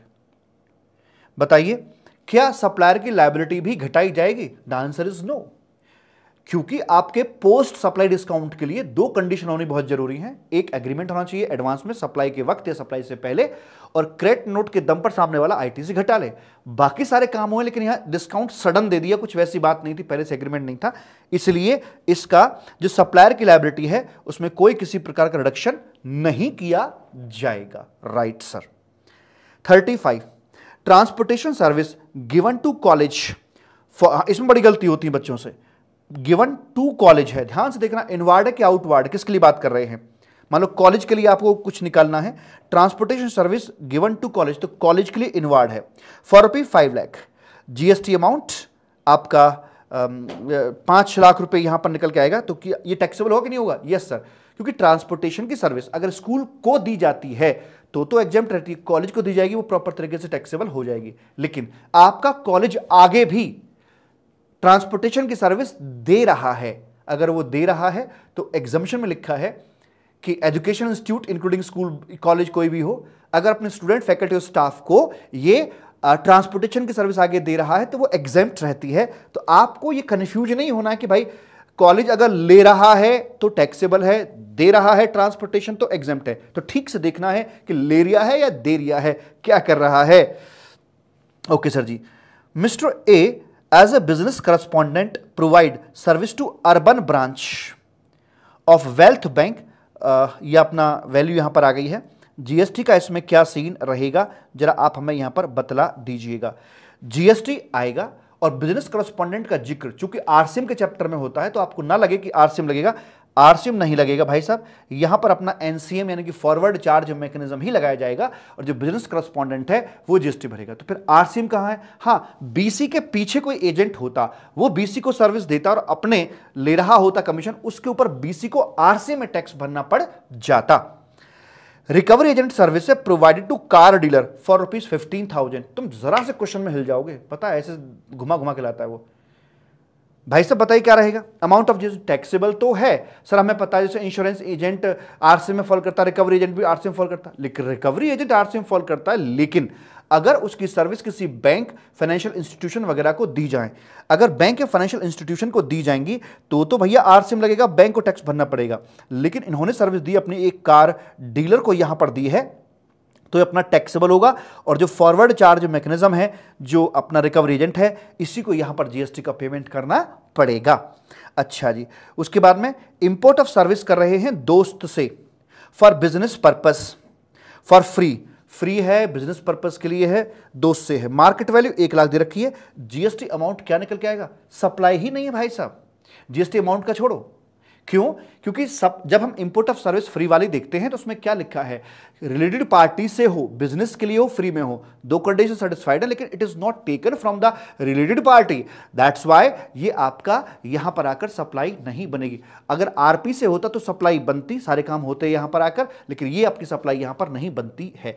तो कहने का मतलब ये, आप ध्यान से गौर कीजिएगा, आपको हर एक क्वेश्चन का सोल्यूशन बनाने से पहले उसके पीछे का लॉ रिकॉल करना होगा दिमाग में। पहले लॉ रिकॉल करना होगा, उसके बाद में फिर आपको सॉल्यूशन बनाना होगा। ऐसे ही कागज पर लिखते समय भी पहले लॉ रिकॉल कीजिए क्या है, उसके बाद सोल्यूशन मतलब रेलिवेंट प्रोविजन लिखना है पहले, उसके बाद उसका कंक्लूजन लिखना होता है। 40 service by way of training by mister X from Delhi to ABC limited for 5 lakh registered in Goa and service provided in UP. तो बंदा जो है सप्लायर दिल्ली का है, सर्विस यूपी में दे रहा है, और जिसको दे रहा है वो बंदा रजिस्टर्ड इन गोवा है, अपने एम्प्लॉयज के लिए कंपनी ने करवाया होगा। तो इसमें बताइए क्या निकल के आएगा। सर ये B2B ट्रांजैक्शन है और इस ट्रांजैक्शन के अंदर जो रेसिपिएंट की लोकेशन होगी गोवा, वो इसका प्लेस ऑफ सप्लाई यहां पर बना दी जाएगी। ओके, सर्विस फिर वही क्वेश्चन है, लेकिन इस बार जो एबीसी लिमिटेड तो है, लेकिन इस बार एबीसी लिमिटेड रजिस्टर्ड नहीं अनरजिस्टर्ड है।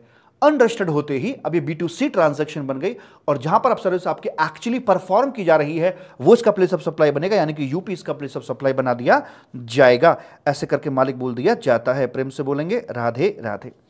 आगे है amount paid to IIM for 15 days management training to 10 managers for ₹5 lakh and after completion certificate भी दिया जाता है IIM के द्वारा। टैक्सेबल की एग्जेम्प्ट। साहब ये टैक्सेबल है, ये शॉर्ट टर्म जो कोर्स 10-15 के जो कोर्सेज हैं ये आपके टैक्सेबल रहते हैं, और ये टैक्सेबल रहेगा और प्रॉपर तरीके से GST अपना निकाला जाएगा। एक और खतरनाक 3 क्वेश्चन बड़े ही डेंजरस थे, एंड सबसे महा डेंजरस आपका ये ट्रांजैक्शन है।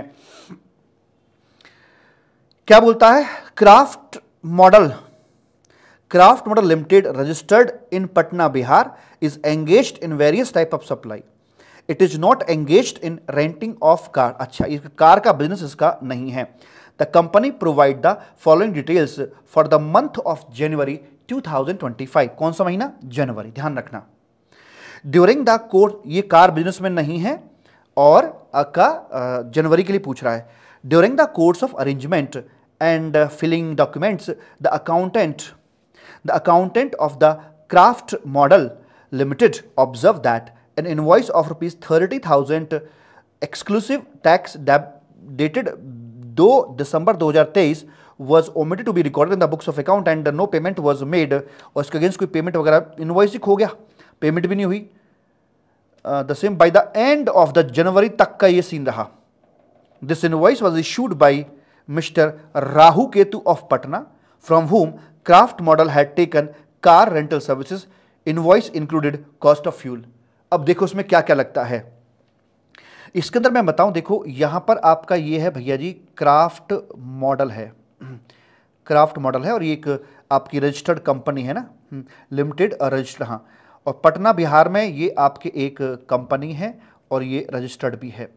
इन्होंने किसी राहु केतु आदमी से ये रेंटिंग ऑफ कार की सर्विस इन्होंने यहां पर ली है, रेंटिंग कार की सर्विस ली है। साथ में इसका जो रेट भी खोल रखा है, रेट मैं आपको बता दूं, रेट खोल रखा है इसका 5% का रेट इसके ऊपर लगता है। ठीक है जी, कोई बात नहीं, चलो रेट ना भी दे रखा हो तब भी ऐसे की तैसे में जान दो, हमें क्या मतलब है। तो यहां पर आकर देखिए, रेंटिंग ऑफ मोटर व्हीकल की सर्विस दी गई है। सबसे पहली बात बताऊं, ये ट्रांजैक्शन टैक्सेबल है या एग्जम्प्टेड है। सर एग्जम्पशन में तो कहीं ऐसी बात नहीं आती है, तो मतलब इस ट्रांजैक्शन के ऊपर GST पक्का पक्का लगाया जाएगा, पहली बात। दूसरी बात, NCM में आएगा या RCM में आएगा। सर देखो कुछ बच्चे तो ये पहला पॉइंट, कुछ बच्चे यहां पर गलती करेंगे कि टैक्सेबल है कि नहीं है। दूसरा, कुछ बच्चे यहां पर गलती करेंगे NCM में कि RCM में। RCM के चैप्टर में दे रखा है कि जब सीन ये बन जाए, रेंटिंग में NCC का सीन बनता है, जब एक नॉन कंपनी को सप्लाई दे रही हो, नॉन कंपनी है ये कंपनी है, तो वहां पर आपका RCM लग जाता है। दूसरी गलती बच्चा ये करेगा, इस पे NCM लगा के आएगा। यहां से भी बच गया RCM, तो बच्चा क्या करेगा, तीसरी गलती पक्का करेगा। क्या करेगा उसमें, वो क्या बोल रहा है, जनवरी के लिए पूछ रहा था ना, इसके जनवरी के मंथ में इसे टैक्सेबल यहां पर करके आएगा और क्राफ्टमैन से रिवर्स चार्ज में GST भरवा भी देगा और ITC भी बुक कर लेगा। भाई वैसा रुको जरा ध्यान से पढ़ो। इसका जो इनवॉइस था वो कौन सी डेट का था, इसका जो इनवॉइस था जी भैया इनवॉइस जो था इसका वो था 2 दिसंबर का, और जनवरी तक कोई पेमेंट भी नहीं हुई है। जनवरी के महीने के लिए आपसे काम करवा रहा है। इनवॉइस था इसका 2 दिसंबर का, ठीक। अच्छा जी, तो अब यहां देखते हैं इसके लिए RCM में टैक्सेबल है, इट्स ओके, बट चेक करो इसका टाइम ऑफ सप्लाई क्या निकल कर आ रहा है। इसका जो टाइम ऑफ सप्लाई निकल के आएगा तो रेसिपिएंट के एंड पर हम देखते हैं कि भाई जो भी पेमेंट की डेट है वो और 61वां दिन देखो, और 61वां दिन विच एवर इज अर्लियर। ये जनवरी के लिए हमें बताना कि क्या सीन रहेगा, ठीक है। तो पेमेंट जनवरी में इसने किया नहीं है तो ये तो चीज आई नहीं। अब रह गया 61वां दिन।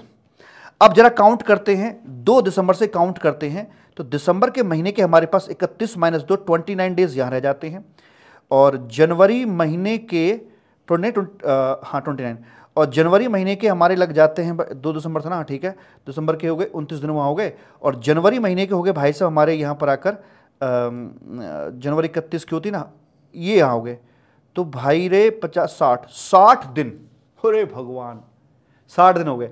लेकिन 61वां दिन 60 दिन के बियॉन्ड हमें चाहिए होता है, और 61वां दिन फॉल करेगा आपका फरवरी के महीने में जाकर फॉल करेगा। तो इस पे जीएसटी तो आएगा, but in the month of February इसका टाइम ऑफ सप्लाई निकल कर आएगा, और ड्यू डेट पड़ेगी 20 मार्च। ओ भाई साहब, और आपसे पूछ क्या रहा है जनवरी के लिए, तो जनवरी के महीने में इस पर कोई आरसीएम का टैक्स नहीं है। अच्छा चलो, अगर आपसे ये पूछता कि चलो फरवरी महीने का बताओ, मुझे फरवरी महीने में क्या सीन रहेगा, तो तुम क्या करोगे? अगर तुम यहां तक ठीक ठाक पहुंच भी गए, तुम बोलोगे ठीक है भाई फरवरी महीने में, तो फरवरी महीने के अंदर हम आरसी में लायबिलिटीज की पे करवा देंगे, कोई दिक्कत वाली बात नहीं है, और इसका करस्पॉन्डिंग हमने बताया डबल एंट्री होती है, इसका आईटीसी भी क्लेम कर लेंगे। नहीं मिलेगा, आईटीसी नहीं मिलेगा। आईटीसी इसका ब्लॉक है सेक्शन 17 सबसेक्शन 5 में। कैसे बताते हैं, देखिए, जब हम आईटीसी का सेक्शन 17 सबसेक्शन 5 पढ़ते हैं तो वहां पर 2 प्रकार की बातें हैं, कार खरीद के लाएं या कार किराए पर लें। मैंने एग्जांपल दिया था कि भाई दूध पीना है तो डेयरी से लेकर आओगे, भैंस पालोगे तो रिपेयर मेंटेनेंस भी करानी पड़ेगी, नहलाई धुलानी पड़ेगी, चारा वारा देना पड़ेगा। तो अगर मैं कार खरीद के लाता हूं और कार से जुड़ी हुई सर्विसेज जो होती हैं उनका नॉर्मली आईटीसी नहीं मिलता है, सिर्फ एसटीडी वालों को मिलता है, या जो तो सेम बिजनेस में चल रहे हों, या ट्रांसपोर्टेशन वाले हो, ड्राइविंग स्कूल चला रहे हो, ठीक, यस सर। या सिमिलरली अगर मैं ये ऑप्शन ना करके रिपेयर मेंटेनेंस और खरीदने का चक्कर रख के मैं किराए पर अगर कार लेकर आता हूं तो उसका इन जनरल आईटीसी नहीं मिलता है। उसका आईटीसी सिर्फ 3 व्यक्तियों को मिलता है, जो फर्दर सप्लाई कर रहे हो, सेम सप्लाई कर रहे हो, या फिर ट्रांसपोर्टेशन, या फिर इसमें अपना ड्राइविंग में चल रहे हो। तो ये कहीं पर भी फॉल नहीं करता है, और ये बात खास तौर बोल देती कि ये रेंटिंग के बिजनेस में नहीं है। कहां पर क्या बोल रहा है, कहां से क्या पूछ रहा भाई, बहुत ही गहरा क्वेश्चन। 47 में से सबसे गहरा क्वेश्चन आपका ये रहा, जो कदम कदम पर अच्छे व्यक्ति से गलती करवा दे। आप तो खैर इंटरमीडिएट के बच्चे हो, क्योंकि वहां ध्यान जाता नहीं है, ठीक है जी। तो इसका आईटीसी ब्लॉक्ड रहेगा, फरवरी महीने के अंदर भी इसका आईटीसी मिलने वाला नहीं है भाई साहब। तो ये इसका मैंने लिखा है जी, पूरा सोल्यूशन बना रखा है यहां पर आकर। तो what about GST liability in the month of January, भाई ITC, no ITC in January, reasoning कर दी मैंने उसकी, और आईटीसी मिलेगा नहीं, इसका आईटीसी ब्लॉक्ड यहां पर किया हुआ है। आप जरूर बताइएगा आपके क्वेश्चंस कैसे लगे, कॉन्फिडेंस आपका बूस्ट हुआ कि नहीं हुआ।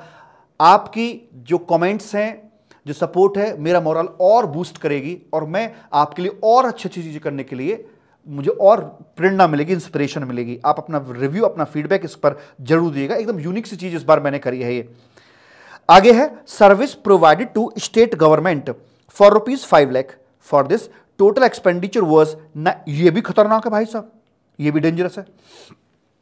Service provided to state government for ₹5 lakh की सर्विस दी गई थी।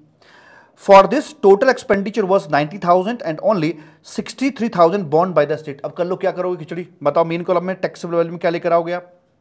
नील लिखोगे, 5 लाख लिखोगे, 90,000 लिखोगे, 63,000, क्या लिखोगे?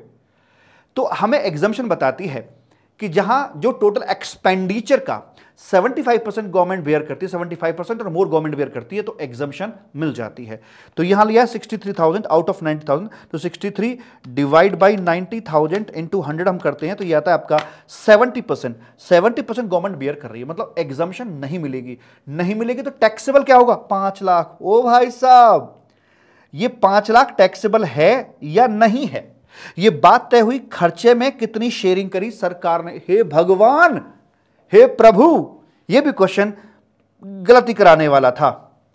आगे है, total invoice received having GST amount of ₹90,000। अच्छा, out of 20,000 related to e invoice था, नॉट हैविंग IRN। 20,000 के इनवॉइस थे, उसमें IRN नहीं था। हाउएवर सप्लायर ने प्रॉपर अपनी GSTR 1 फाइल कर रखी थी और आपके 2B के अंदर भी पूरा का पूरा 90,000 शो हो रहा है।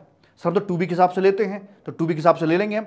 हाँ, 2B के हिसाब से तो ले लोगे, लेकिन सेक्शन 16 की एक वन ऑफ द कंडीशन ये कहती है आपसे, क्या कहती है भला? वो ये कहती है कि भाई आपके पास में क्रेडिट बुक करने के लिए पहली कंडीशन बोलती है कि वैलिड डॉक्यूमेंट होना जरूरी है। 2B में दिख रहा है it's good, but valid document नहीं है आपका ई invoice without invoice reference number. वही तो उसकी आत्मा है, इनवॉइस रेफरेंस नंबर। सारा कुछ तो उसके अंदर 64 डिजिट के अंदर छिपा हुआ है जिसमें होता IRN, तो वो वैलिड डॉक्यूमेंट नहीं है। सेक्शन 16 की condition number 1 not complied with, hence आपको ITC यहां पर नहीं दिया जाएगा, भले ही वो आपका 2B के अंदर दिख रहा हो। ओहो, आगे चलो, छोटे छोटे 4 क्वेश्चन हैं। दिखने में तो बड़ा खतरनाक सा लगता है, लेकिन देखो होगा क्या। SQM limited normally gives an interest free credit period 30 days का for payment, after that it charges interest 1% per month का part thereof on list price. ACD paid the supply after 45 days, interest बनता, but SQM ने waiver दे दिया interest का। तो interest के बारे में जानते हैं, मिलेगा तो GST की बात करेंगे, जिस महीने में मिलेगा उस महीने में GST की बात करेंगे, वो भी इंक्लूसिव ऑफ GST मानते हुए। लेकिन अगर मिला ही नहीं, वेवर दे दिया, तो आपको कोई भी यहां पर नहीं आएगा, तो आपकी GST लायबिलिटीज के ऊपर नहीं बनेगी। दूसरा, SQM लिमिटेड रिसीव कर रहे हैं 50,000 as subsidy from one non government organization, अच्छा, NGO on sale of such machine. The subsidy was not linked with the price of the machine and also not considered in the list price of 950. Not linked था, ये link नहीं थी उससे। बताइए, 50,000 की subsidy मिली है, non government. अरे sir, non government से मिली तो मन कर रहा है सर जैसे हम इसमें ऐड कर दें सर, ऐड कर दें। वो लिंक भी नहीं है सर, तो ऐड करने का मन कर रहा है। लेकिन सुनो ना, and also not considered in price, वो उसका इफेक्ट अभी घटाया नहीं है, वो ऑलरेडी जुड़ी हुई है। तो आपने यहां पर कुछ भी नहीं करना, पूरा का पूरा 950 का 950 रहेगा, कोई प्लस नहीं कोई माइनस नहीं। Third, ACD limited deducted discount of 15,000 at the time of final payment which was not as per the agreement. ये आपका पोस्ट सप्लाई डिस्काउंट है और ये एग्रीमेंट पहले से था नहीं, इसका भी कुछ नहीं होगा, ना प्लस ना माइनस, कुछ नहीं, इसका ऐसे मानो जैसे है ही नहीं ट्रांजैक्शन के अंदर। SQM कलेक्ट करते हैं 9,500 TCS का under the provision of income tax act, तो क्या ये जुड़ेगा? नहीं, ये TCS इंटरिम लेवीज होती हैं, इसको टैक्स का करेक्टरिस्टिक नहीं मिलता है, इसलिए हम इसे अदर टैक्स की डेफिनेशन में काउंट नहीं कर सकते, दैट्स वाई ये ऐड नहीं किया जाएगा। It is stated in section number 15। आखिरी क्वेश्चन आपका, comfortable private limited is registered under GST in the state of Odisha. It is engaged in the business of manufacturing of iron and steel. It has received engineering services from Hi-Fi Infotech Limited 11 lakh की। 11 लाख की service इन्होंने यहाँ पर मालिक ली है जी। Okay sir जी, excluding GST 18% की यहाँ पर बात करी। 28 अक्टूबर को, कब रे? 28 अक्टूबर को ऐसा हुआ है। Invoice for the service rendered was issued on 5th of November को, यहाँ पर इनवॉइस इशू कर दिया जाता है। Okay, comfortable private limited made part payment of 4/20 on 30th November. Okay, being unhappy with the service of, ये payment किया यहाँ पर आकर नवंबर के महीने में। Unhappy provide by the Hi-Fi Infotech private limited, it did not make the balance payment, deficiency in service rendered was made good by इतना इतना। कुछ कमी आई, उन्होंने बैलेंस पेमेंट रोक लिया, उन्होंने कमी को 15 अप्रैल को अगले साल ठीक कर दिया एंड 6 जुलाई को उन्होंने बैलेंस पेमेंट कर दी है। तो पार्ट पेमेंट 30 नवंबर को हुई है और यहाँ 6 जुलाई को आकर भाई साहब इन्होंने बैलेंस पेमेंट कर दी है। तो कितनी कहाँ पे पेमेंट करी गई होगी जरा एक बार चेक करें। 11 लाख का था इनका, तो 11 लाख थी असेसेबल वैल्यू इनकी यहाँ पर आकर, ठीक है। असेसेबल वैल्यू 11 लाख की बनती थी, जिस पर GST बनता था 18% से GST इनका बनता था भैया जी। तो कितना आया 11 लाख का 18%? 11 लाख का इंटू 0.18, इट कम्स टू 198 आता है जी। और टोटल हो गया आपका 12,98,000 टोटल पेबल बनते थे। इनमें से 4/20 का पेमेंट कर दिया जाता है यहाँ और बाकी कितना बचा, -4,20,000, तो 12,98,000 -4,20,000, बाकी 878 का पेमेंट आपका यहाँ पर किया जाता है।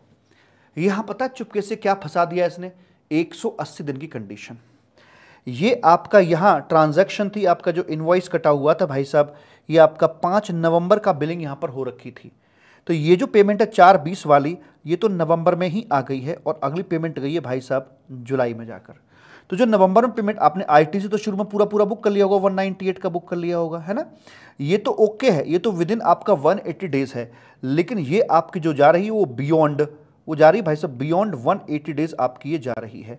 तो बीच में क्या करना पड़ेगा आपको, 181वें दिन, देख लेना काउंट कर कहां फॉल करता है, 181वें दिन आपको प्रपोर्शनेट रिवर्सल करना पड़ेगा। जितनी पेमेंट आ गई सो बहुत अच्छी बात है, जो नहीं आई तो पेमेंट कितनी नहीं आई थी आपकी, सर पेमेंट नहीं आई थी 878 की पेमेंट नहीं आई, जिसमें जीएसटी कितना छिपा हुआ था, जीएसटी 18/118 इनवॉइस वैल्यू ना ये, तो 878 डिवाइड बाई 118 इंटू 18 करेंगे इसमें हम, तो भैया जी ये आएगा आपका 133,932 अपना ये निकल कर यहां पर आ जाता है। ऐसे करके मालिक बोल दिया जाता है भैया जी, ये यहां अपना निकल के आ जाएगा। ओके सर जी, कोई दिक्कत वाली बात इसमें नहीं है। एंड इतने का आपको 181वें दिन, आपको 181वें दिन इसका रिवर्सल करना पड़ेगा। और फिर आपको चूंकि जुलाई में पेमेंट कर दिया गया है तो इक्वल अमाउंट 133,932 का आप जुलाई के महीने में जाकर इसे रीअवेल भी कर पाएंगे। तो ऐसे करके 180 दिन वाली जो कंडीशन है उसका आपने ध्यान यहां पर रखना पड़ेगा, पक्का पक्का क्वेश्चन फंसाएगा उस पर बेस्ड होकर। तो ये थे आपके 47 क्वेश्चंस। आई होप कि जरूर आपको इनसे बेनिफिट मिला होगा। कम समय के अंदर मैंने सारा पेन खींच दिया, MTP RTP past exam question सबका पेन निकाल के बाहर रख दिया आपके लिए। अब आपके गलती करने के चांसेस शायद ना के बराबर होंगे। आपको क्या नहीं भूलना है, वैल्यूएशन चैप्टर में सब्सिडी वाला डायग्राम आपको नहीं भूलना है कि वैल्यू अगर 10,000 की बनती है और 10,000 ग्रॉस है या नेट दिया हो, सबसे पहले ये चेक करो आप। 1,000 रुपए की सब्सिडी की बात थी वहां पर आकर, सब्सिडी बाई गवर्नमेंट है, सब्सिडी टू सप्लायर है और यूनिट लिंक्ड है, तो एक्सक्लूडेबल रहती है। एक्सक्लूडेबल तो है लेकिन जो दी हुई वैल्यू वो ग्रॉस है, तो कोई बात नहीं, घटा दो, घटा दिया। दूसरा, अगर मान लीजिए अदरवाइज होता, ये तीनों कंडीशन सेटिस्फाई नहीं होती तो आपकी एक्सक्लूडेबल नहीं होती। नहीं होती मतलब जुड़ी रहेगी, हाँ जुड़ी रहेगी, घटेगी नहीं। तो जो है सो वैल्यू पहले ही ग्रॉस दे रखी है, उस ग्रॉस वैल्यू को जो का त्यों रख दीजिए। अगर वैल्यू आपको नेट दे रखी है, तीनों कंडीशन सेटिस्फाइड है, तो आपकी जो सब्सिडी वो एक्सक्लूडेबल यहां पर रहती है। ठीक है जी, एक्सक्लूडेबल रहती है सर जी हमारे यहां पर आकर ये। एंड तो आप पहले से घटी हुई है नेट वैल्यू है, तो आपको कुछ भी करने की जरूरत नहीं, जो है सो उठा के यहां पर उसे रख दीजिएगा। और अगले वाले केस के अंदर तो आपकी जो सब्सिडी वो एक्सक्लूडेबल नहीं रहेगी, नहीं रहेगी तो भैया नेट दर की घटा रखा, तो वापस इसको एड बैक यहां पर हम कर देंगे। आरसीएम चैप्टर के अंदर आपको ये नहीं भूलना है, ये गलती होने वाले चांसेस हैं। Renting of property, renting of any property, residential हो कमर्शियल हो, चाहे से गवर्नमेंट दे रही हो चाहे नॉन गवर्नमेंट दे रही हो, परेशान मत होना। अगर B2B है तो ऑलवेज आरसीएम आएगा। और जब आरसीएम लगा तो टाइम ऑफ सप्लाई को भी एक बार दिमाग में क्लिक कर लेना कि सब कुछ ओके है कि नहीं उसके हिसाब से। और renting of email property B2C है, तो रेजिडेंशियल तो मौज करो और बाकी तो अपना एनसीएम में टैक्सेबल कर दिया जाएगा। अदर गवर्नमेंट सर्विस की बात करें तो most of the government service supply नहीं है या एग्जेम्प्ट है। और अगर PVTR पोस्ट ऑफिस की सर्विसेज, वेसल एयरक्राफ्ट संबंधी वाली, और T फॉर अपनी जो ट्रांसपोर्टेशन की है और रेलवे की, ये आपकी GST इनके ऊपर आएगा, ऑलवेज आएगा। हालांकि रेलवे की कुछ सर्विसेज को निकाल रखा है, अलग कर रखा, प्लेटफॉर्म वाली सर्विस वगैरह है। और पोस्ट ऑफिस में जो बेसिक इनलैंड लेटर कार्ड है और जो आपका लाइक पोस्ट कार्ड वाली उसको बेसिक वाली है, उनको एग्जाम्प्ट यहां पर कर रखा है। बाकी जो गवर्नमेंट सर्विस है, अगर B2B है, ध्यान रखना, ये बात ध्यान रखना, इससे आप भूलोगे। जो नॉर्मली बेसिक गवर्नमेंट सर्विसेज हैं B2B ट्रांजैक्शन में फॉलो करती है, तो उस पर आरसीएम लगाया जाता है। आप यहां गलती करोगे, लिखवा के ले लो मुझसे, ध्यान रखना। आईटीसी चैप्टर के अंदर आपको ध्यान रखना है क्या सीन, ये सप्लायर होता है, यहां पर आपका रेसिपिएंट होता है, तो एक, और यहां पर अपनी सरकार होती है, तो एक लिंक बनता है यहां से यहां, इनके बीच में बनता है, और एक लिंक इन दोनों के बीच में बनता है। तो ये क्या effect of non payment by supplier, अगर ये जीएसटी का पेमेंट सरकार को ना दे तो क्या होगा, और अगर ये बिल पेमेंट इसको ना करे तो क्या करवाया जाएगा। अगर देखो इसने मान लीजिए जीएसटी R1 भर दिया, टू बी में सामने वाले को दिख गया, टू बी के आधार पे क्रेडिट बुक कर लेगा, सारी चीजें ओके हैं, लेकिन अगर ये जीएसटी का पेमेंट नहीं करता है अगले साल के 30 सितंबर तक, तो इसे यहां से अपने रिवर्सल करने पड़ जाएंगे और 2 महीने का समय मिलेगा, 30 नवंबर तक का समय इसको दिया जाएगा अगले साल के में कि भाई आपस में बिना इंटरेस्ट के पे कर दिए, 30 नवंबर तक पे नहीं किया तो फिर ब्याज के साथ पे करना पड़ेगा। लेकिन बाद में अगर ये पैसा अपना भर देता है तो वैसे वाले केस के अंदर यहां पर रीअवेल भी कर पाएगा, स्टेप वाइज सारा लिखा है। कंडीशन ऑफ 180 डेज, बाकी आपको ध्यान तो रहेगा कि कहां पर क्या करना, लेकिन ये ध्यान रखना कि ये कंडीशन आरसीएम वाले केस पर एप्लीकेबल नहीं होती है। आरसीएम का केस बनाएगा और इस तरह की 180 दिन वाली बातों को फंसाएगा और आपको गुमराह करने की कोशिश करेगा, मत होना। 180 दिन की कंडीशन आरसीएम केस पर एप्लीकेबल नहीं होती, फ्री सप्लाई जो होती है उन पर एप्लीकेबल नहीं होती। क्वेश्चन यहां से बनेगा, यहां से आप ध्यान लगाते हो पढ़ने में इसका, लेकिन क्वेश्चन बनाएगा वो आपका यहां से आके बनाएगा, ठीक है जी, इसका ध्यान रखना है। एंड मेरी तरफ से बहुत बहुत शुभकामनाएं, wish you all the very best for the examination. And मैं आपको अभी जो मैंने शुरू में फॉर्मेट आपको बताया था ना, उस फॉर्मेट पर बेस्ड कुछ क्वेश्चंस की, बड़े बड़े क्वेश्चंस की प्रैक्टिस भी कराऊंगा ताकि आपका हाथ और उसमें साफ हो जाए और आप अच्छे से एग्जाम में परफॉर्म करके आ सके। तो इस वीडियो पे कमेंट आपका मुझे जरूर चाहिए, अधिक से अधिक मात्रा में शेयर करना है। चैनल पे नए हो तो अभी के अभी सब्सक्राइब करो और वो घंटी वाला बटन वो भी बजा दो, और 4-5 काम जितने भी होते हैं सारे काम आपको अभी करने हैं, ठीक है। तो यही होगी गुरु दक्षिणा इस वीडियो की। बहुत बहुत धन्यवाद, आपके कमेंट्स में जरूर पढ़ूंगा क्या लिख रहे हैं आप इसमें, ठीक है। Thank you so much, bye tata and love you बहुत सारा।